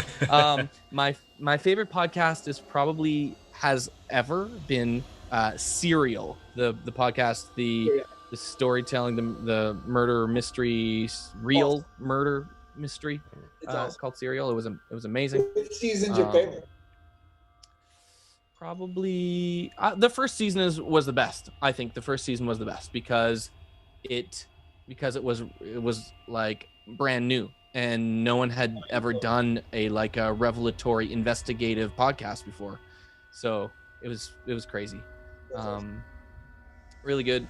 Bunch of questions from Matt in there. Yeah, a bunch of questions from Matt. I want to inspire blah blah blah. Looking over here, Brandon, did your ribs turn out? We'll say yes to that. Oh yeah, they did. Sorry, Brandon. A question for Matt: how did you get roped into these campaigns? The amount of money they're paying me is astronomical. Yeah. So the rest of the cast doesn't get anything, but Matt, man, does he ever? $18. Jason and I met each other last year at D&D Live. We became friends, and then when Gary Con had to fold its doors this year because of the pandemic, right? You guys started. RealmSmith did an awesome job stepping up to support Gary Con and to support the Gygax family, Luke specifically. So I jumped in and we streamed for 9 hours straight one day and 4 hours the other day, and it was like I feel like we became family. So I mean, we basically spent like an incredible amount of time playing together. And in a single day, it's unprecedented. One of the best times I've ever had streaming games, which I don't do very often, was your guys' Strahd game. That Strahd game was awesome. That Strahd game was amazing. Awesome. Oh man. Okay. Yeah. Okay. First of all, I'm gonna ask this, but I respect you, so I will respectfully ask: do you hate questions about your movies? No, not at all. I mean, okay. I mean, it depends what the question is. I mean, I don't hate every question about movies, but there can be that one. Okay, good. Here's one. Did you even hack the world? Yes. Hack from Tim Sue? Of course I did. Yes. Yes, you did. The entire planet. Yeah. Did they not see the movie? I feel like God. Hello? Oh, interesting. See now, Brandon, that you've said that the questions that people can ask Matt a question. Now it's like an inundation of Matt questions. Well, I think it's like, oh yeah, that's I could do that. Okay, cool. I can answer. Do you want me to help? I can help. I don't mind asking them to you. That way, it's kind of more interview-esque in its nature. So, Matt, not a question, but I enjoyed the Beadle and Grimm punk rock Avernus commercial. Good job. Thank you. Adam, question for you, Adam Mainse. Has Adam ever watched the movie Mystery Men? Just curious, as your voice for Bolt sounds just like the character of the Blue Raja. Lol. Funny story. I'd never seen that movie, and then someone mentioned that I sound like the Blue Raja last week. And so, like the next day, I watched Mystery Men. I was like, oh yeah, that is like the voice. Yeah. That's funny. And so I didn't think it would come up so spoon. You would have got that if you saw the movie. Anyway. Right. Kat Matari asks, question, Matthew, is that your home? Looks like a scene from Relics and Rarities. It is. It's my office. I feel like I should definitely get like one of those screens. Then it would prevent my kid coming into the background, and just like the green screen. You can do it on Zoom. You don't even need to show us your home. You can just put like. Then like your head kind of hangs out of. Yeah, like Adams. Yeah. Once this COVID thing is over, this is from Adabelle Rosette. Once this COVID thing is over, would RealmSmith consider coming to Ottawa Comic-Con? We always consider going to Comic-Cons. We never don't consider it. It's a matter of budget most of the time. So, but thank you for the invite to the Ottawa Comic-Con, and maybe we'll go. It's in Canada. I mean, we've only ever gone to cons in the US. Isn't that funny? Anyways. Okay. Oh Snap Dad asks Melanie, what is she snacking on? What are you snacking on, Melanie? So I'm trying to watch what I eat, not in the form of watching it from my hand into my mouth, but actually trying to watch the calories, because now that I'm 42, people are watching what you eat as well. I know. Now I'm 42 years old, and losing weight is like way harder than it used to be. So these are like, am I allowed to show like product? Don't worry, I can like pixelate the logo and stuff. Don't worry about it. We're good. I'll fix it in post. So they're like good for you Pringles, and they're sour cream and onion because I'm just sleeping with my dog tonight, so he doesn't care. That's there it. You go. Nothing special. That's great. Okay. Question for Matt again. What was your favorite thing about filming 13 Ghosts? What was working with F. Murray Abraham was pretty great. There's a moment in the movie. This story never really translates, but there's a moment in the movie where we were shooting in Vancouver, and we were in a junkyard in the middle of winter, and he was standing on top of the stack of cars, and he's screaming at the director who's giving him notes like 50 feet below. He's screaming at the director because he's getting hit with like this wind effect and lightning and like all these special effects, and he can't act because it's like so overwhelming. And F. Murray Abraham screamed down at the director, "This movie, goddammit, isn't about special effects." And I just remember being on the ground going, I actually think it is. I don't think you're right about that. So watching F. Murray Abraham battle, like being in a horror movie and like really wanting the performance to be incredible was pretty awesome. That's pretty amazing. Okay, question for me. Dark Ridge 09 asks, which SodaStream flavor is your go-to? This, my friends, is just a bubbly water. That's all it is. Just water with bubbles in it, and that is my go-to. It's straight vodka with bubbles. I use the SodaStream on vodka bottles. Don't do that. Can you carbonate alcohol? I don't. I believe it just really reacts to the carbonation. So you can, but you have to have a special thing. You can't do it with the SodaStream. Not that I've ever tried and know all these details. There's lots of carbonated for any real reason. Alcoholic drinks, though. No, I know, but you can't do it with a SodaStream, is what I'm saying. Maybe not pure vodka. Oh, I should have not have done that then. Maybe a splash of juice or something. Maybe I just won't. I just twisted the Mickey into the machine. Try to carbonate your scotch. That sounds terrible. Probably scotch sounds terrible. It really does. Let's not do that to scotch. So BMad97 says, holy bleep, can I get a hi from Matthew? I grew up on you as my Shaggy from Scooby-Doo, and I'm so grateful, not to mention Scream. My wife does not. BMad97. BMad, yes. Hi, BMad97. There you go. BMad97. Glad you grew up on me. It's super creepy. Joel, there's another one as well. Somebody's requesting a happy birthday wish. for their daughter's 14th birthday. Her name is Katie. Katie? Katie. No, I'm not doing it. I don't ever say anything nice to Katie.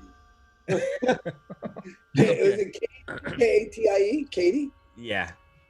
All right, It's Katie. her 14th Happy birthday. birthday, Katie. My 11-year-old who's now 12 just had his 12th birthday in quarantine, and I think it sucks, but I want you to know happy birthday. Zoinks! Oh man, so sweet. Zoinks! Happy birthday! That was awesome. Is there a way I can get this music, the background music, turned off? Sirens game. There's no music going. What are you talking about? These It's guys. all in your head. Don't do that to me. Hey Josh, if you're listening in, is there any way you can turn off the background, the Sirenscape stuff? We'll put it to a funner song. Has maybe. Jay died of COVID? Is he coming back? I think he did. Oh, there he I is. think he's self-isolating. Yeah. Working day break. Yeah, there we go. Okay, so someone asked me if I can do a song. I'm gonna do a song. Okay. Yes. Do it. Yay! Dragons? Are you do original or you do it? Periwinkle and the Foreskins? Yeah, it's do not Periwinkle and and the Foreskins. No. I'm gonna do a thematic song. This is the origin song for the Kancko race. Okay.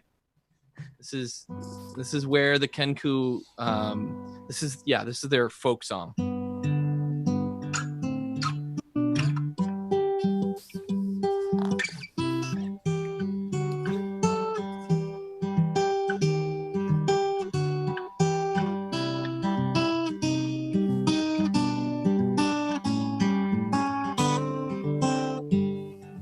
Blackbird singing in the dead of night.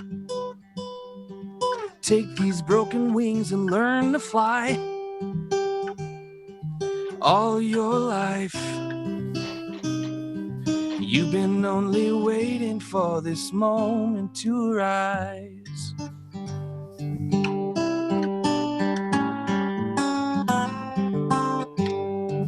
Blackbird singing in the dead of night. Take these sunken eyes and learn to see. All your life, you've been only waiting for this moment to be free. Blackbird fly, blackbird fly, into the light of the dark black night.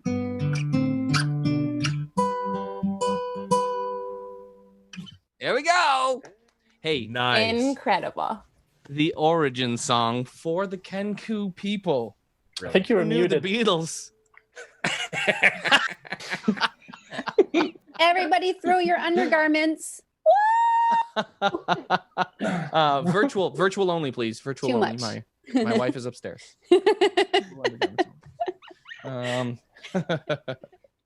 Okay. Where is Jason? I guess we just keep Someone going. asked the question, once we get our Hero Forge minis, is Jay going to paint them for us? Oh, that's awesome. Yes.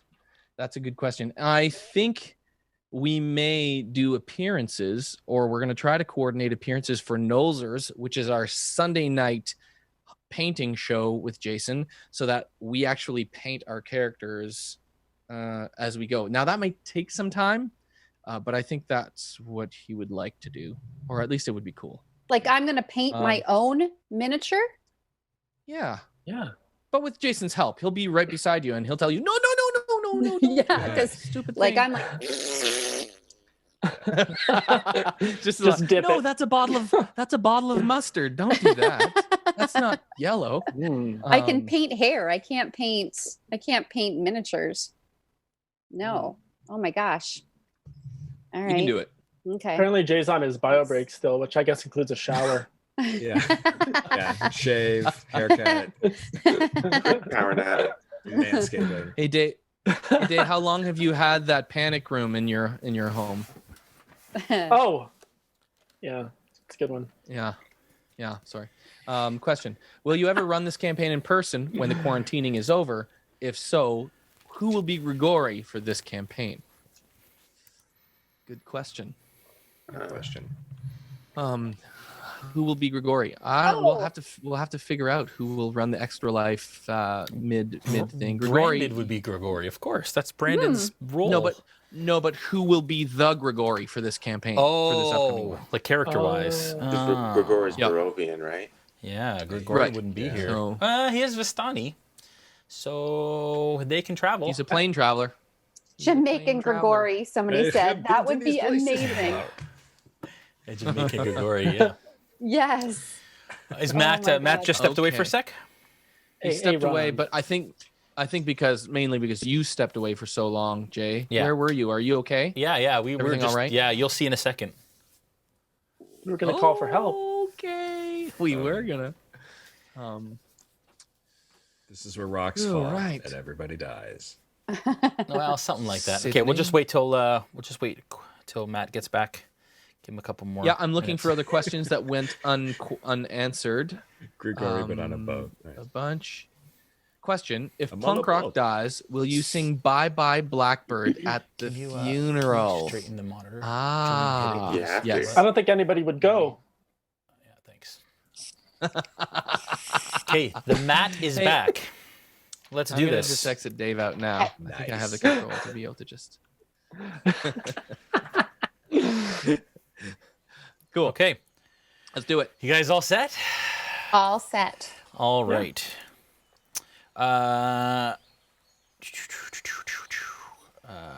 Where do we leave off? Who was the last person that we did initiative for? I got my quarterstaff stuck. Yeah, you got your quarterstaff stuck. And then Snow, you attacked. And Aella didn't get a chance to attack yet. But, hang on, let me just queue up Sirenscape here again. One moment, please. Stand by. I'm so sad that I wasn't part of the question and answer time. Was it fun for everyone? Oh, yeah. It was fun. Yeah. That was fun. Good time had for all. Thank you, everyone, for your questions. That was nice. Good. All right. Back to it. All of a sudden, you guys are in the midst of your battle. You're trying to dispatch the last crab. There is one more Sahuagin on the dock, and there is two more over by the water where you guys are. You hear a rush of water coming from out past where you are into the ocean. You turn around, and there is a massive wave. It's about 15 to 20 feet high, and it closes in on you before you have a chance, and you feel that water start to rush from under you, and it hits really hard. I'd like everyone to take a strength saving throw, please. Yeesh.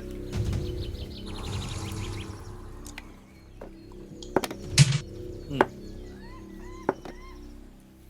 15. Okay. Anybody over 7. Anybody under a 12? 7. Okay, that's Plunkrawk and Bolt. Anybody else? Only because of my bardic inspiration, Plunkrawk. Okay, nicely done. Dude. All right, you guys are washed. Those that failed are pushed 20 feet back inland. And if you can give everybody kind of a bit more of a view of the whole island. You guys now see that the island, you also now feel a massive tremor under your feet as the island begins what you imagine to sink. And this water has now, between the water that has washed in and the amount that the island, this part of the island is actually sinking, you have lost 10 feet in distance. As you feel this sudden drop in the structure of the island. Snow, you are not on the deck, which is currently floating. So you now are wading in the water, even though you are keeping on top of where the water is. Bacalhau, you have a swim speed. So you managed to fight off this wave as you were kind of accustomed to it, but you were also off the dock in the water. Boerth, Dilyu, the young teenage boy, the crab, and the Sahuagin are all on the dock safely. Let's go over to the other folks. You guys are now treading water where the other group was. Sorry, we're just fixing the camera here. It just came off the table. You can switch back. You guys are now treading water where you were standing. There is a Sahuagin in front of you, Aella, and there is another Sahuagin in front of you, Gaziel. The two hunters, the one is still underwater, now washed away. You don't know where João has gone. And Alonza is also washed back as well. You don't know where she's gone. You can switch back to the camera now. Man. We're going to say... So those of us... Yeah, go ahead. Just for clarification, those of us who were on the beach are now treading water? Well, you were pushed back further towards the tavern, towards the Riptide Tavern. So you are now floating beside that table that you see. Bolt, you are floating beside a couple chairs. And Aella, you're up. Sheesh. And there is a Sahuagin who is swimming right basically in front of you as you still hold your staff. Yeah, well, I'm gonna staff him in the face. Do it. Staph infection. Yeah, well, infection in the face. It's only a 2, so yeah. 2 plus nothing. What did I use? My quarterstaff? Yeah. Oh. Yeah, just alone. I didn't even Malay it, so. Shillelagh. Oh. No, you still have Shillelagh. Get off my back, guys! Okay. Anyways, yeah. So you have a hard time making contact. You're treading water. You're just not in a good place right now, soaking wet, and have a hard time finding purchase with your staff. Bolt, you're up. Gaziel, you're on deck. Yeah. Okay. Just looking around, where's the closest place to get to dry land? Yeah. So there is. You look back. Give me a perception check. Okay. 12. With a 12, you look back through the inn, and as you kind of survey, you see that the area that before was lifted is still dry ground, but the water has basically washed up to that kind of higher ground area at the back of Palma Flora.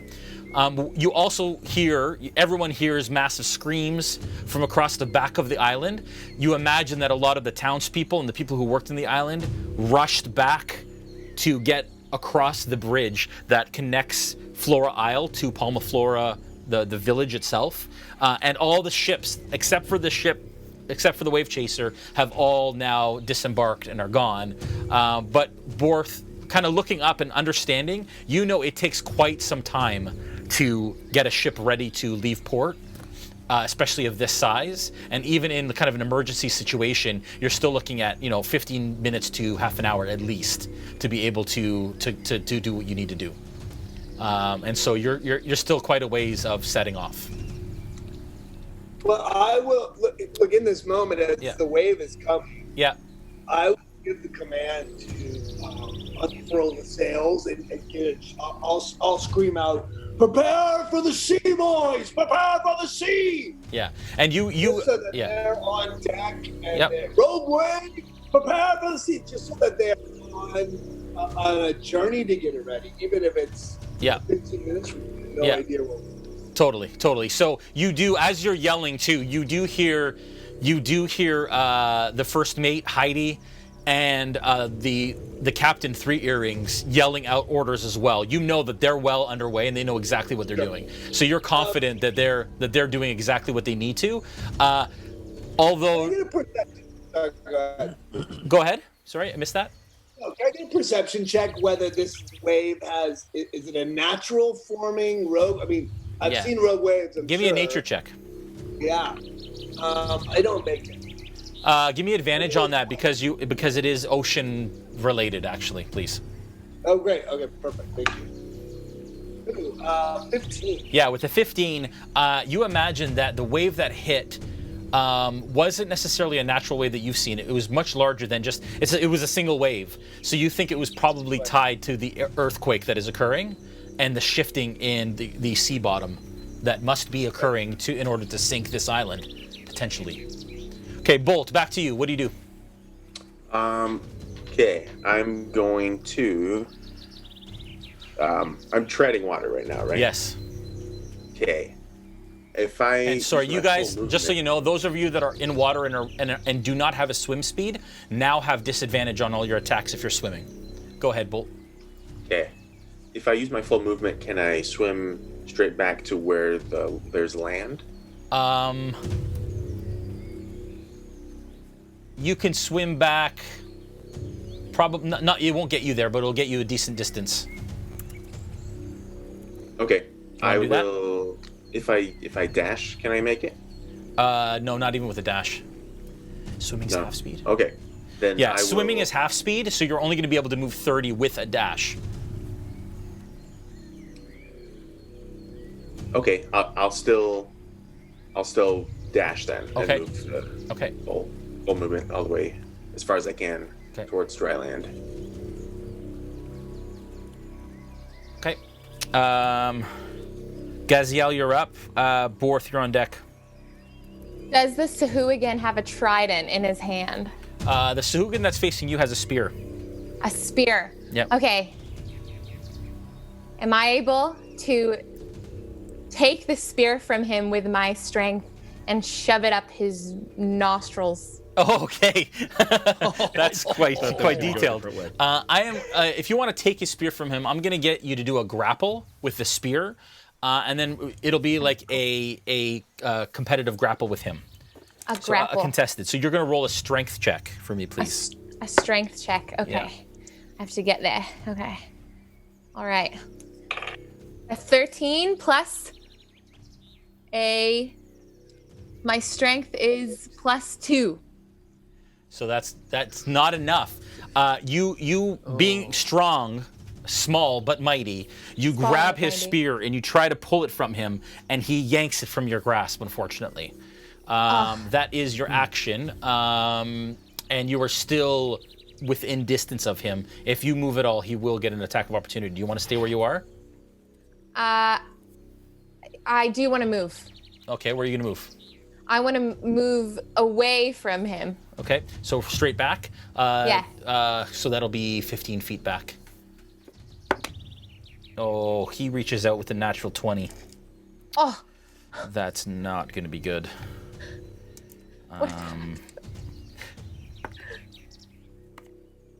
You take 8 points of damage. Oh my goodness. As you turn to start to swim away, you feel his claws dig deep into your unarmored back and scrape all the way down your back, and you feel blood start to pour out and the warmth fill the water behind you. Boerth, you're up. You're muted, buddy. Sorry. No problem.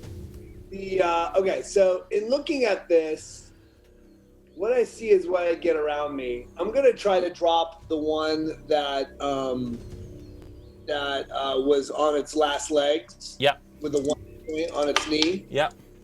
I miss.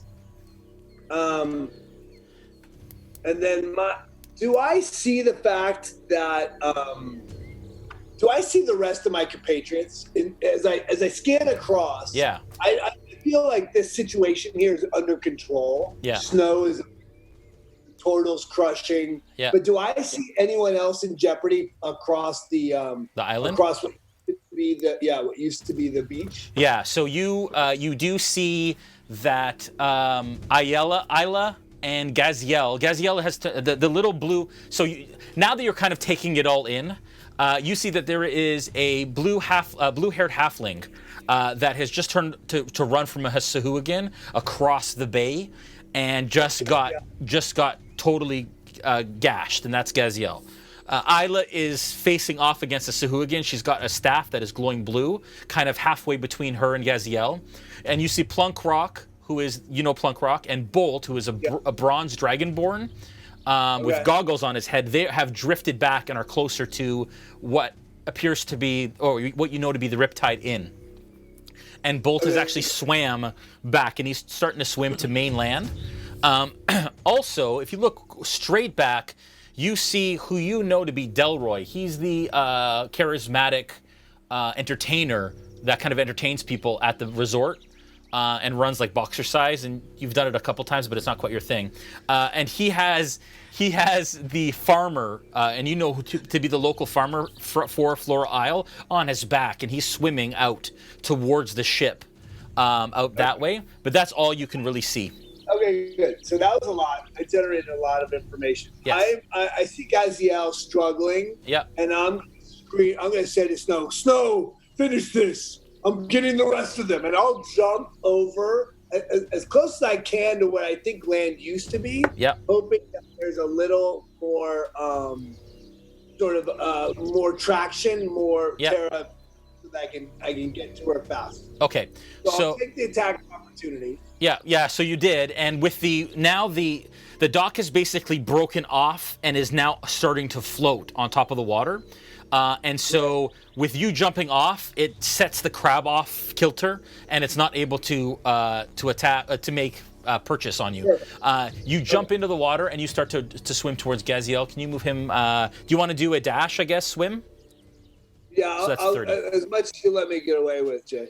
Yeah, that's 30. So it's half speed. So if you're dashing, you're not. Oh, you attacked. Sorry. So it'll only be 15. Yeah.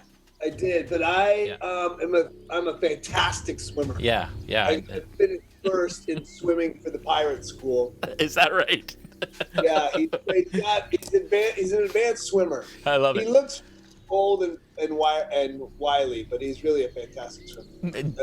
That's amazing. Dilyu, who is a fantastic swimmer and actually has a swim speed, jumps in the water after you, and he swims up to beside you, and you know, given his ability, he can actually, you know what? No, he actually strikes out and he finishes off that Sahuagin first with his spear. Yeah. He comes up. After coming back to, he comes up, and it should have been actually with a natural 20. Sorry, he should have come back with 1 point for his natural 20 death save roll, which was my bad. He comes up with the spear. He skewers this last Sahuagin through the mouth, out the top of the head, and then jumps in the water and catches up to you, Boerth, and is keeping pace beside you. And as much as a champion swimmer as you are, Dilyu is it's like walking for him. He's just the most accomplished swimmer you've seen. Okay. The crab tried the attack. The crab is going to go up on Aurelio at the end of the dock there. He steps up to the teenage boy and is trying to snap, but doesn't make purchase. The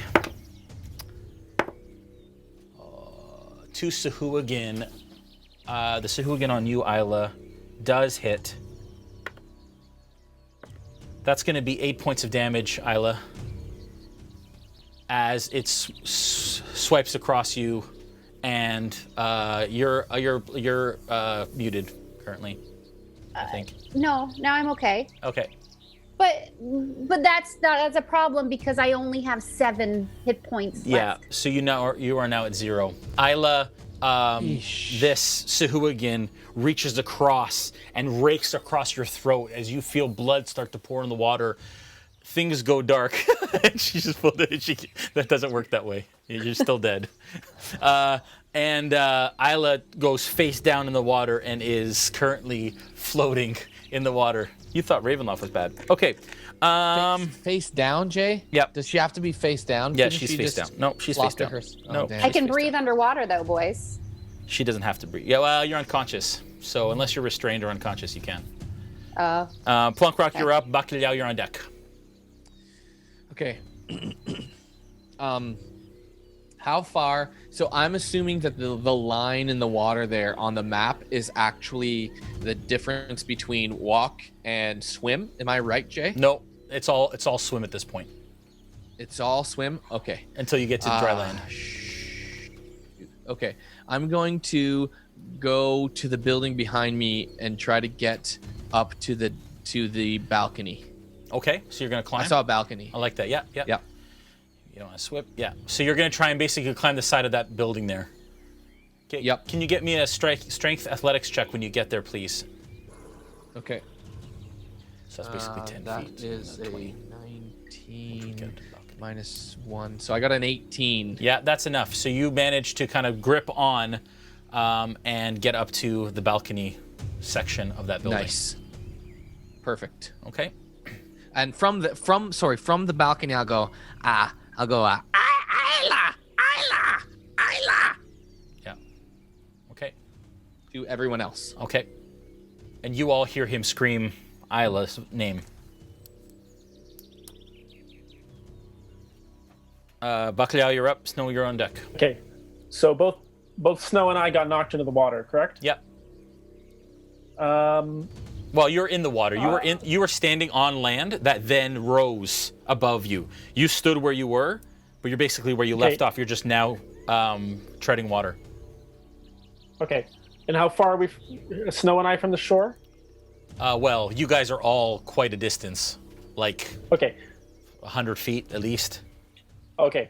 Is Snow swimming okay? Is he treading water, or is he struggling? He seems that he's okay. Okay. I'll ask him. Do you need any help, friend? I'll tell you. I hate water, and I can't wait to get back on land. You can climb on my back if you'd like. That I would greatly appreciate. So I reach over in the direction of where I hear his voice. Okay. Yeah. How far away are you? I think we're pretty close to each other, but I'll try to kind of dunk under him and try to come up under him. Okay. So you managed to get him on your back. That's fine. You do have a swim speed, so that took 15 of your swim speed. You have another 15 feet of movement? No. Well, am I in range of any enemies right now that I'm going to get attacked? Do you have a swim speed? I did look it up. Yeah. I don't have one listed on D&D Beyond. If you click on your walking speed, it'll show you swim speed too. Get out of here. And climbing speed. Each movement costs 1 extra foot. Yeah. So no. So it's just half, right? Yeah, it's half. Climbing or swimming each. Yeah. So you don't have a swim speed. Okay. So basically, so I can do 15. Yeah. So you basically did 15 to. Well, he did 15 to get to you. So you have 15 to go. You're moving towards land. Yeah. Okay. So I'll start. I guess I'll put the quarterstaff in the. I don't have pockets. Yeah. No, you have a. You have like a little holder on your shell, on the side of your shell. Yeah. I guess. Like a Ninja Turtle. I feel like the shapes don't line up. It's fine. But I'll just kind of start moving towards the shore. Okay. But have I taken an action? Or not can yet. I hold an action? Can I hold an action? Yeah. Can I hold Toll the Dead for if I'm about to be attacked? Yes. If an enemy's within 5 feet, I'd like to use Toll the Dead on them. Okay. If an enemy comes within 5 feet, got it. And you now, as you're swimming out with Snow on your back, you do see Delroy, who is now swam 15 feet closer to you, who is coming across the water at you. Maybe can we get a more of a tabletop kind of view? There we go. Okay. So Josh will just point out where Delroy and the farmer are, and then point out where those guys are. There. Okay.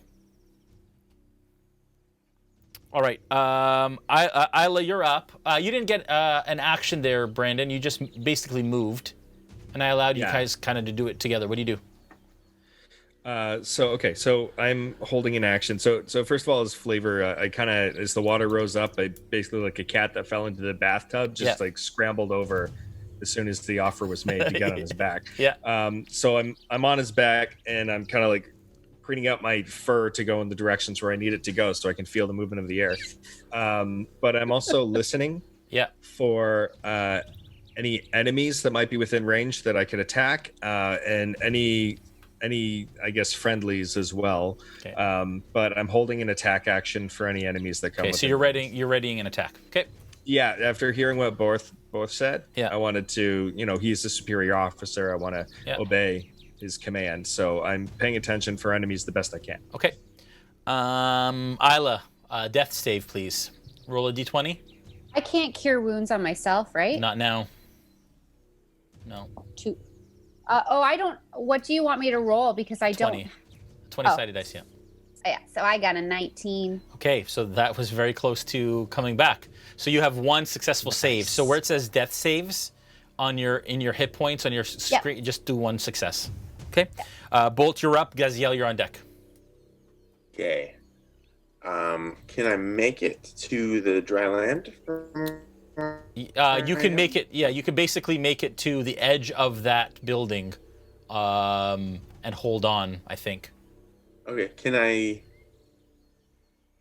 Do you see where you are there? Yeah. What I want to do is like get there to be able to shoot my harpoon launcher catapult. Just to be on top of a. Okay. Top of a solid surface. Yeah. So can he get to the roof with his movement? If you dash, you can get there. You want to dash? Okay. Yeah. I'll dash to get there. Okay. You dash and you manage to climb up on the roof. You are now on the roof. You can see where you are there. Oh yeah, look. And that's your action. Gaziel, you're up. Where am I currently? You are right there. You're floating beside a table, and you see that Aella has gone back up in the water, and she's floating in front of the Sahuagin. Where is Aella exactly next to me? Is she close he's by? He's pointing it out. Yeah. So that's Aella. And that's you. Okay. Could I lay on hands for Aella? You can start to swim towards her. You won't get there in time, but you can absolutely start to swim towards her. Actually, I'll just get on the table. Okay, she gets on the table. I'm gonna get on the table. Okay. All right. Anything else? That's your action. And then, is that my action? Well, I don't know. Well, no. I'll allow that as movement. You get an action with it. And then I don't know if I still have the javelins, but I'm going to whip them into that Sahuagin. Yeah. How many javelins do you have left? You've tossed. How many 2 javelins do I have already. left? Oh, I don't have them attached to the rope. You have 1 attached to the rope. So I'll let you reel in the 1 and you can toss it again. That's fine. I'll reel in the 1 and toss it. Okay. Okay. Go ahead. Do I have to roll a 20? No, yeah, you roll your d20, yeah, and then add your attack modifier. Attack modifier. What is the attack modifier? It's right beside. It says to hit. Right beside javelin. Oh, beside javelin. Oh, Plus that's a 2. something. So 15 plus 2. That's it. Enough. You hit. Get him. Now attack. To protect. Now roll damage. Damage. And that's a 6, right? 5. Okay. Very nice. 5. Did you add your plus to your damage beside? Oh no, I didn't. 1d6 says plus something. Actions. Plus 2. Plus 2. So 7 points. Yes. Oh, nice. Yeah. Okay. From this distance, you see that the javelin digs deep into his chest. And at this... Oh, yeah. Okay. That's your turn. Boerth, you're back up. Yeah, I'll take my double move action and try to get to Aella. Okay. And try to... I'll put my body... I don't know where I'm at. It's hard to sort of see, but I think I can get there with a double action. Yeah. Putting my body Yeah. is a defensive maneuver Yeah. between the creature and her. Okay. So you kind of twist her around. Give me a medicine check. Yeah. Oh, it's not my strength, but I rolled pretty well. 14, so it's a 13. Yeah, with a 13, you can tell that she's unconscious, but still breathing, but just holding on to life. Sure. You kind of turn her around, and she gasps, and water kind of comes out of her mouth, but she's still unconscious. You Good. think... So with my hand, I'm going to go full defensive. I don't know if you remember 3-5. I think you go defensive, and you get pluses for defense. Yeah, you get it with an action. You can take a dodge action, but you can't right now because you've double moved. So next turn you can get. I'll put her behind me, holding her with one arm, and then my next action will be to try to keep that creature at bay. So heroic. I try. You know why? Because I'm not going to be here next week. So I'd rather me die than you guys die. This is this is your that's your heroic Sirenscape sound. Okay. Me, creature, feast on this. All right. Dragon bone and flesh. Dilyu is going to swim right up to that creature, and he is going to attack it with a natural 1. He goes to attack this creature and loses it. It goes under the water. And now, because the wave came in, it's really hard. Even though this was crystal blue water before, it's incredibly murky around this area because all the silt and all the sand has risen, and he has now lost the Sahuagin, does not know where it is that you were protecting from. So if you can take the Sahuagin out of there. Yeah. Okay. He kind of, Dilyu, not necessarily being a combatant, kind of did like a death war cry when he was coming up, and actually spooked it before he actually attacked, and it went underwater. You do not have permission to die in these seas. That's good. Boerth, you feel a bite on your leg, and you take delicious. And you take 4 points of damage. I scoff at my 4 points. And as you kind of feel again under this murky water, this clamp onto your kind of shin bone, and then let go, much like a shark bite, actually. The kid from the dock is going to jump into the water and escape this crab, and it's going to start to swim towards Aella, moving 15. Plunkrawk, you're up. Bacalhau, you're on deck. Okay. I'm going to... what can I do? I have nothing. I'm going to throw a dagger. That's what I'm going to do. Okay. I'm going to throw a dagger at the nearest enemy. What's the range? The range of the dagger is 60 feet. That's within range? Yeah. 20 okay. feet, sorry. Yeah. 20 feet? That's not within range. So you'd have the disadvantage if you were to throw it over 60. Over 20, sorry. Okay, I'll do that. Okay. It's just a question, yeah. DM. Yes. 20 feet / 60 feet. What does that mean on range? Under 20? Oh, no. So... range on my dagger. Yeah, under 20. I'm proficient? Yeah, under 20, it's full. Over 20, between 60 is disadvantage. You can't throw it any further than 60. Okay, cool. Yeah. So I'll do it with disadvantage. Okay. Yeah.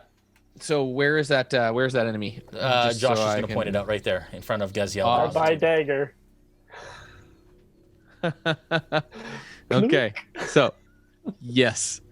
Well, my name is Plunkrawk. Here we go. So with a disadvantage, he says. Okay. Well, that's 17. Yeah. And please be a 20. Well, that's a 14. Okay, that's still a hit. Ooh. Yeah, that's still a hit. So you kind of square off on it. You know it's a far shot, a Hail Mary shot, but you actually make purchase. Yeah. Roll your damage.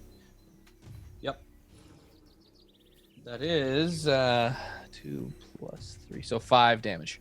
5 damage. Your dagger sticks into its neck, blood spurting from it, and your dagger falls into the depths along with the dead Sahuagin. And nice I do shot. That. Nice shot. That's good. It's great. All right. Bacalhau, Snow, you're on deck. I will just continue swimming towards shore. Okay. With my friend on my back. So let's move another 30 then, if you're double moving it. There. You've now approached kind of a little bit of a gangplank that is now floating. Delroy is swimming with this farmer on his back. He goes, "Man, where are you going? The place is sinking into the sea." Okay. I'll just nod and I'll say, "I'll come back for you." "Man, I'm going towards the boat." And the farmer's kind of like, the old farmer's kind of semi-unconscious on his back. Move them another 30. And as he's kind of swimming by you. All right. That is Bacalhau and Snow. Snow, any action there? You're just holding on. Yeah, I'm holding on, but I want to lean over to Bacalhau and I'll say, we are definitely friends now. Yeah.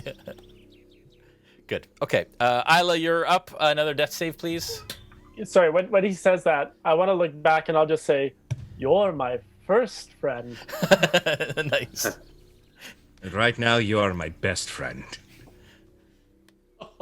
I got a 16. 16. Okay, that is another success. Oh, you just see a single tear drop from my eye as I hear that in the distance. That's good. Bolt, you're up. Gaziel, you're on deck. From where I am on this rooftop, can I see one of the combatants? Okay, give me a perception check.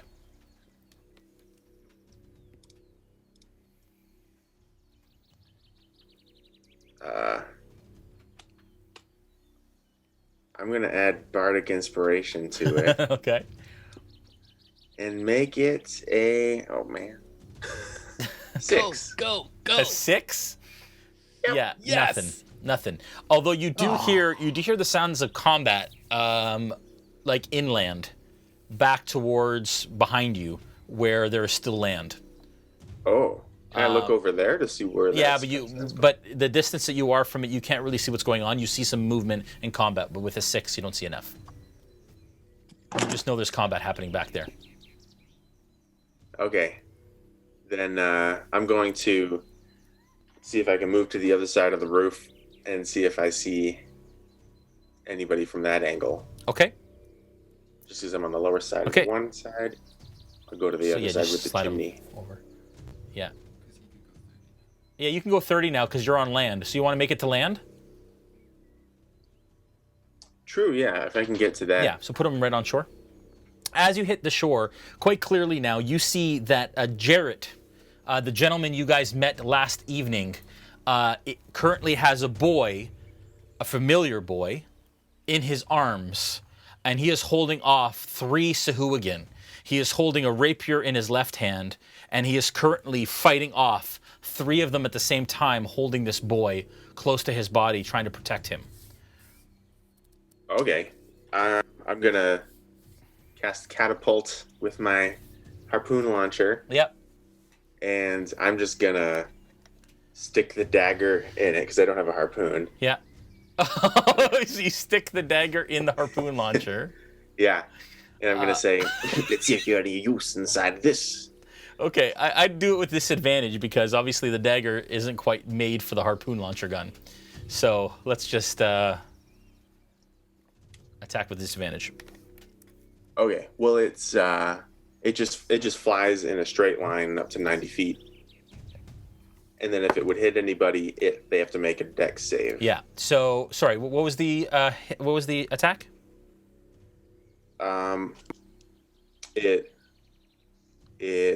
It's actually a save. It's not an attack. There's no... Okay, got it. Yeah, so no, they failed.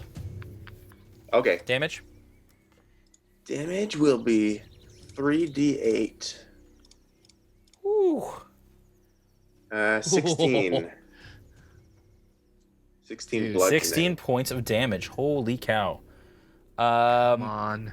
And with 16 points of damage, the Sahuagin that has its back to you gets this dagger in his back, and it knocks him forward a couple of feet.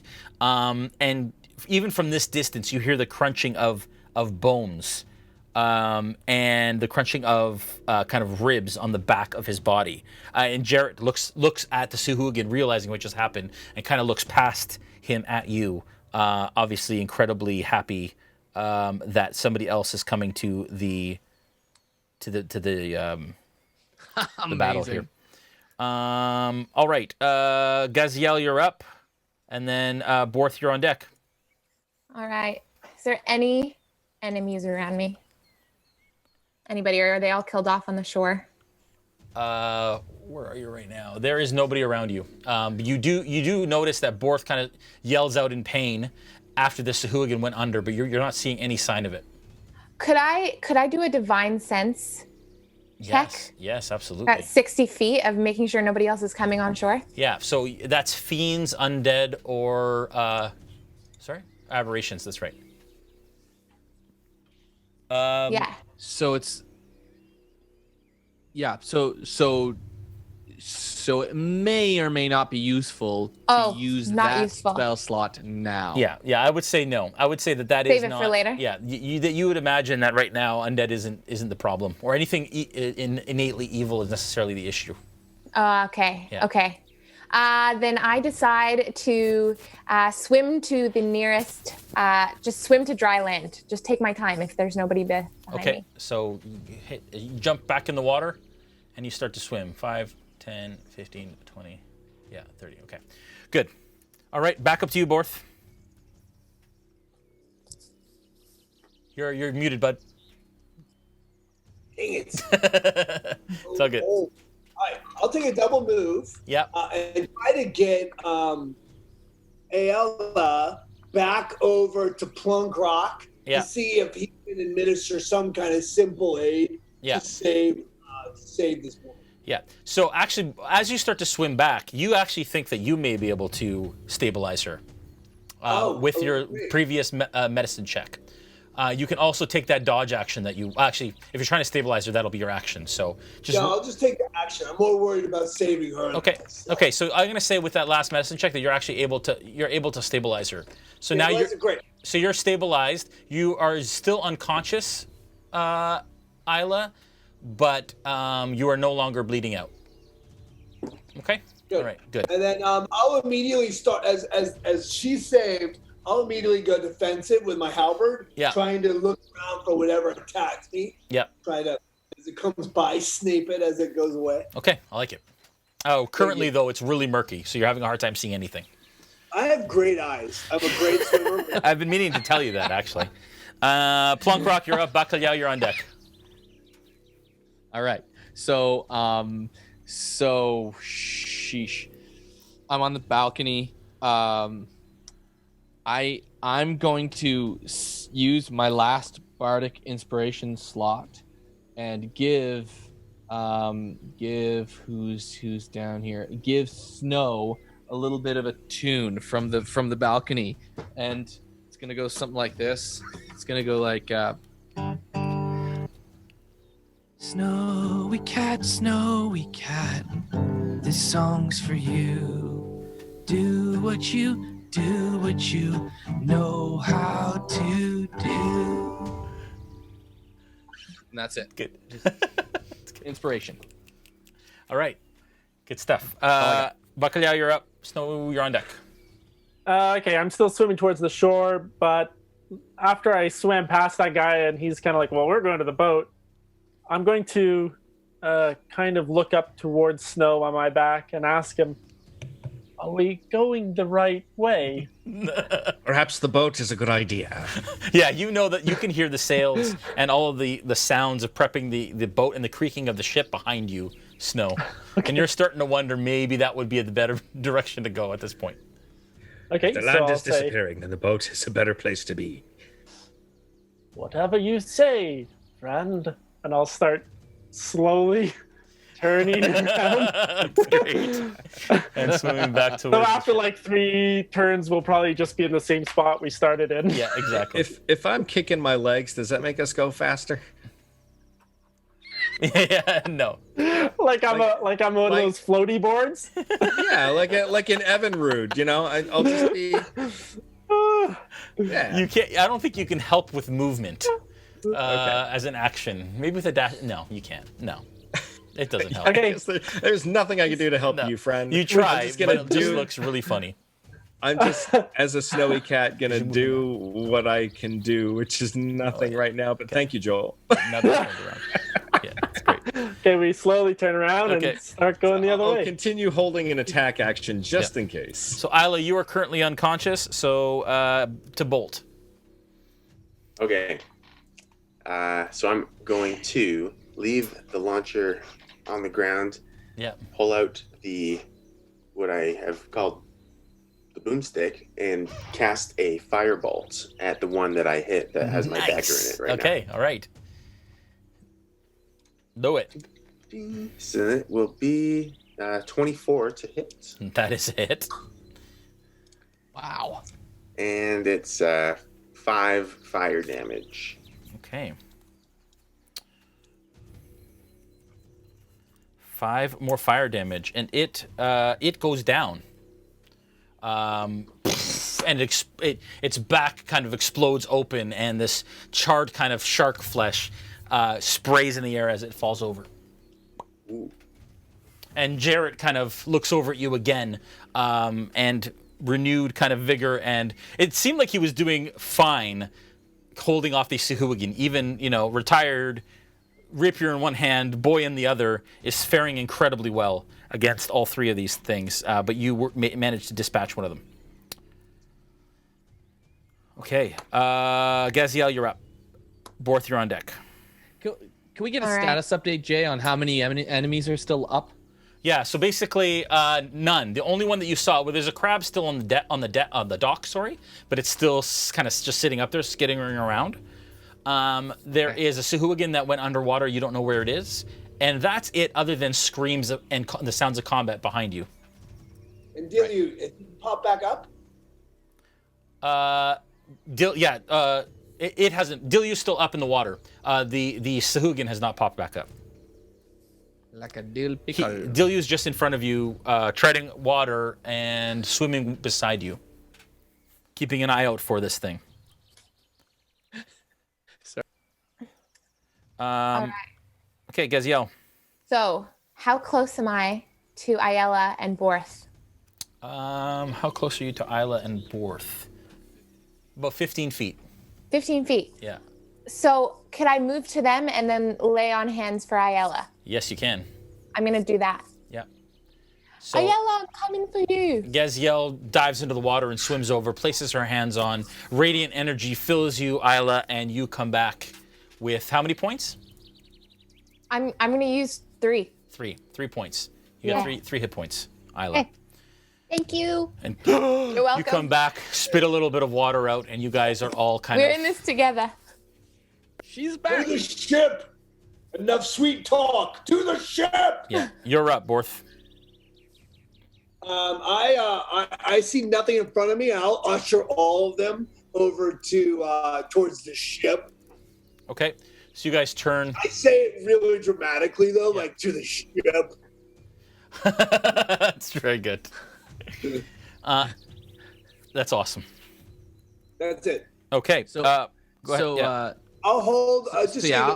I'm holding an action. So as we're moving, I'll get our 6. If they're moving forward, I'll get our 6, holding my action in case something appears. Okay. Thank you. No problem. Plunkrawk, cool. Yeah, so I'll jump off the balcony. Wait, how deep is this water? Not very deep. Okay, so like I'm just 10 going to feet. climb back down. Yeah. Okay. No, it's okay. 10 feet's enough. I can do that. Yeah, totally. 10 feet's good. Yeah. So I'll jump off the balcony and head towards the ship. Yeah, okay. If I see him jumping down, I'll wait for him to so that he's not alone. Okay. And can I use my dash action in water? That's half. Yeah, that's so basically 30. What's your movement? 30, right? Yep, 30. Speed is 30? Okay. Isn't it 25 because you're small? Nope. Okay, cool. 30. Awesome. Okay, so yeah, so you move 30 with the dash. Cool. Leaving me behind. Perfect.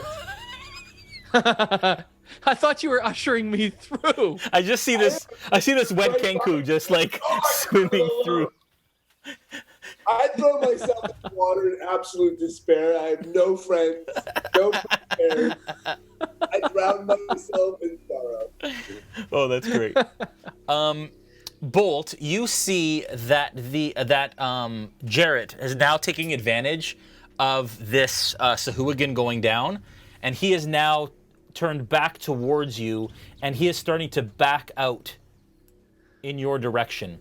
And you actually see past the area of the cottages, and the bridge that used to connect to the north end of Palma Flora has basically broken apart and is just floating, and there are bodies from the people who were part of the resort just floating, and you see that there are reef sharks that have kind of surrounded them and that are just kind of pulling them apart, unfortunately.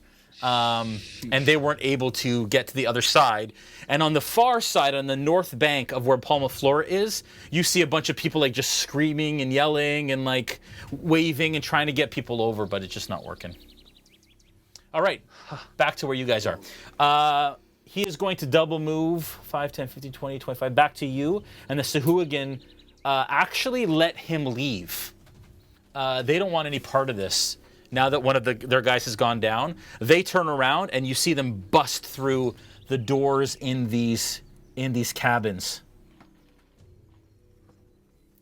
Let me remind everyone, you do not have your gear, which are currently in your rooms. Those of you that have rooms, which are in the inn that you are swimming away from. That is a DM gimme. I would have slept on the ship, though, right? Your stuff's in the ship, yes. Boerth's stuff is in the ship. Plunkrawk, you had left, I guess, your stuff in the ship as well. Bolt, your stuff is in your room at the inn. Bacalhau, your stuff is on you because you don't carry much. I don't have a home. Yeah. Gaziel, your stuff is in the inn. Yes, you do. And so is Aella's. It's on your back. Hey, Jason. Yeah. I wasn't vacationing. I was working. So I think I would have been in my leathers. Yes, you were. Absolutely. I just want to make sure. Yep. 100%. So I will, at this point, actually, we're going to come out of initiative as you guys are all kind of swimming towards the ship. It seems as though the Sahuagin have now backed off. They're no longer attacking, it appears. And you guys have free actions. What do you do? Yeah, I get into the ship from my swimming, if I can. Okay, so who heads back to the ship? Try to get up. I swim back with Snow on my back. Okay. Snow stuff is in the ship as well. So anybody who has their stuff in the ship continues back towards the ship. What are the rest of you who don't have your gear or your armor going to do? I'll go over to Jarrett and I'll say, are you all right? What happened? He says, but yes, of course. Thank you very much. You gave me a way to escape. But that ship, we need to get to the ship. The ship? Why would we need to get there? That's the only way off the island. Swim, boy, swim. And he puts the boy on his back, Gregory. Gregory kind of looks at you, kind of with a half smile, like still really upset and afraid, and almost kind of like immediately rests on Jarrett's back as Jarrett climbs into the water and starts to swim out towards the inn. Okay. So the inn is, I have to swim to get to the inn. Well, yeah. So the inn is between you and the ship. So he's just swimming in that direction. Okay, I'm gonna follow him. Okay. All right. Wait for me. And I'm assuming you're gonna stop at the inn to get your stuff. Yeah. Okay. Yeah, I'll get to the inn. Okay. For the sake of brevity, I'm going to say that everyone that needed to get your stuff in the inn, you had rooms on the second and top level, so you have to kind of like swim in through the windows. You actually managed to get your stuff, you get it onto your back, and you guys all managed to get to the ship. Within another 10 minutes or so, you're all up on board with Jarrett and the boy, and the ship is ready to disembark. Is there anything you guys want to do before it starts to disembark? I want to try to make, while I was swimming, was there any way I could go retrieve that dagger that I lost in the water?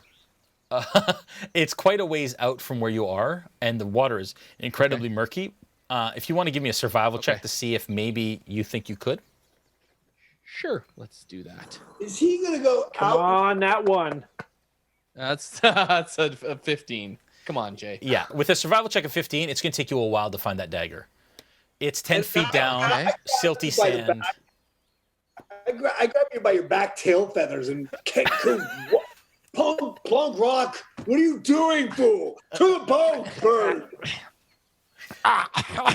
Should we stay or should we go now? Should we stay or should we? That's good. That's good. We'll be trouble. If I stay here, we'll be trouble. Go. Jason, Yes. I'm going to take this moment, as I'll escort who's ever going into these taverns or these inns. Yep. Yep. I'll be an escort to whoever, and as they're going up to check for their stuff, as true as to my pirate self, I'll start rummaging around for coin, maybe some kind of magical items. I'll grab a bottle of grog. Yeah, anything I can scavenge. Yeah, give me an investigation check. Happily, I wish I had that bardic inspiration again. I rolled a 12. I had +2, so 14. Okay, with a 14, you find a floating bottle of the liquor that is used in the Palma Flora. It's the equivalent of a rum. And you find 2 of those bottles kind of floating by the bar. Yeah, I'll stick it down my pants. Yeah, nice. In a non-creepy way.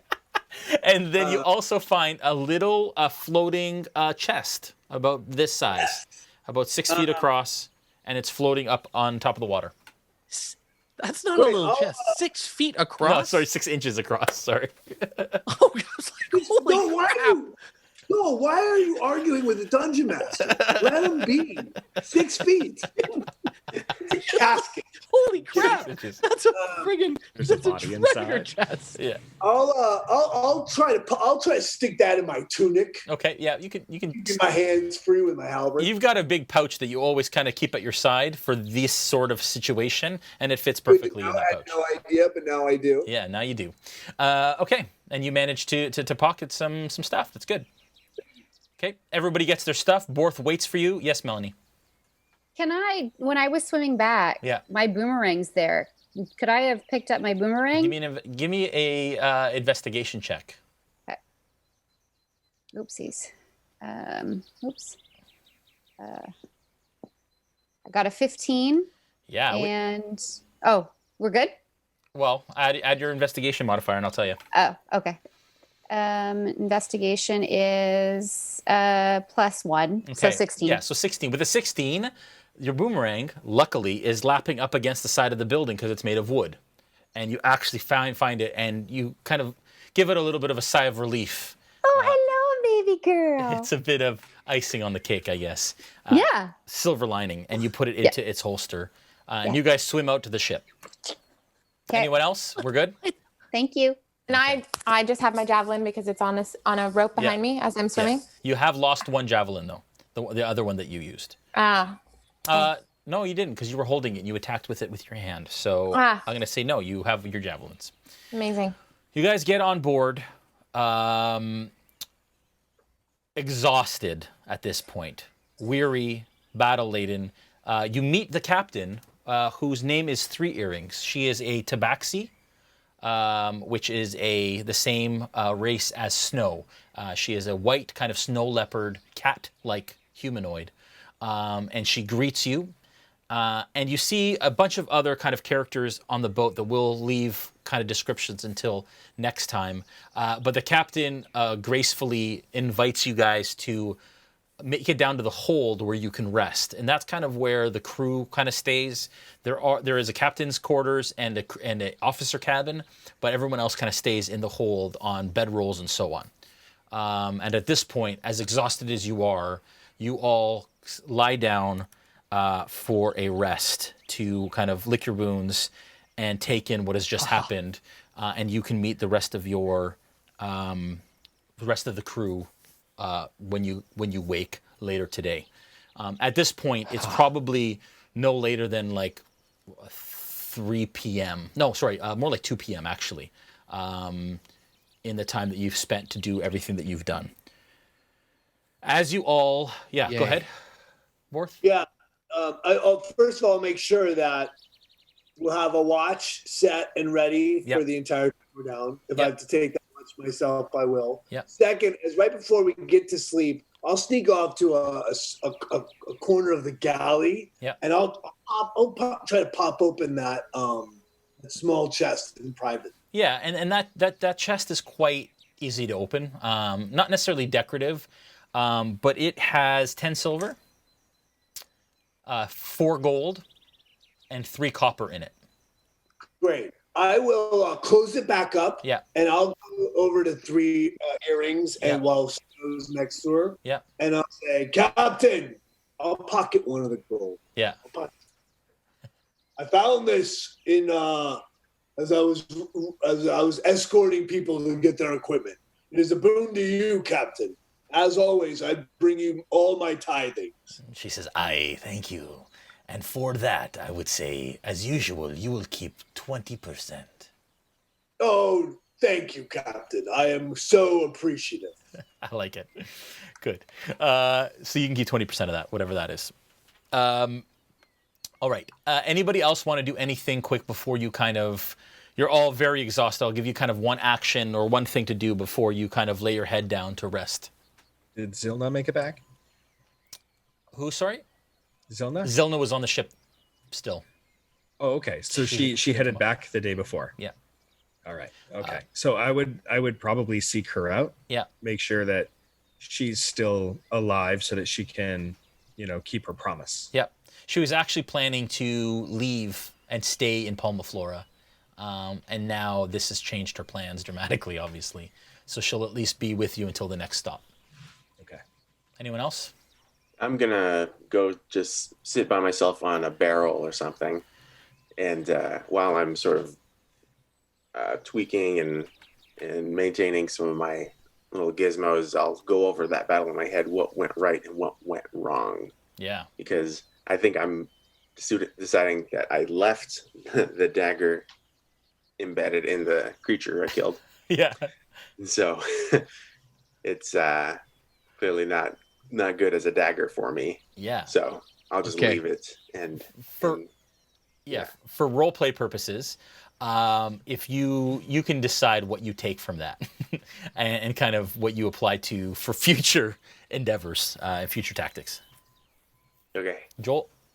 If I see Bolt kind of getting sticking to himself, yeah, I'll wander over to him and just whisper into my fist like this, just whisper and point at him and just be like, "You did quite well, my friend, quite well." And it goes right into his mind. Okay. Not telepathically, but you can hear a whisper. Yeah. Can I Go ahead. Sorry. Was he behind me or in front of me? What do you? Yeah. Oh, God, thank you. And your song was quite moving as well. Thank you for that. Gaziel? Can I mingle with everybody on the ship, get to know them, Yeah, I mean, at this point, you're incredibly exhausted. I'm too tired. Yeah, so I'm going to say that you guys at this point probably aren't in the mood necessarily for mingling. I'll do it when I wake up. You just kind of want to rest up, but absolutely, when you're back up, there will be much time for mingling. Anyone else? Great. All right. No? Okay. Rest indeed. Weary and beaten, you manage to find slumber quite quickly. 1 second, I'm going to just switch over here.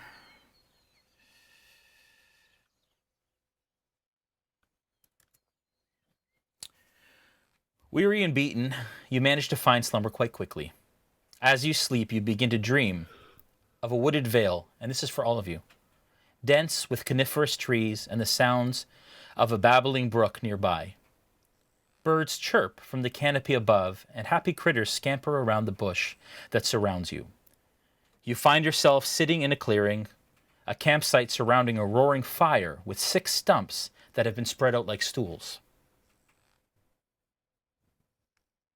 A single item sits perched atop each stool. You see a strangely shaped wand, a cursed great axe, a lemon tart, and a magical scroll with the image of a tiny hut inscribed on it. You look down at the stump you currently sit atop, and leaning against it is a pair of expertly crafted elven swords. Short swords, to be exact.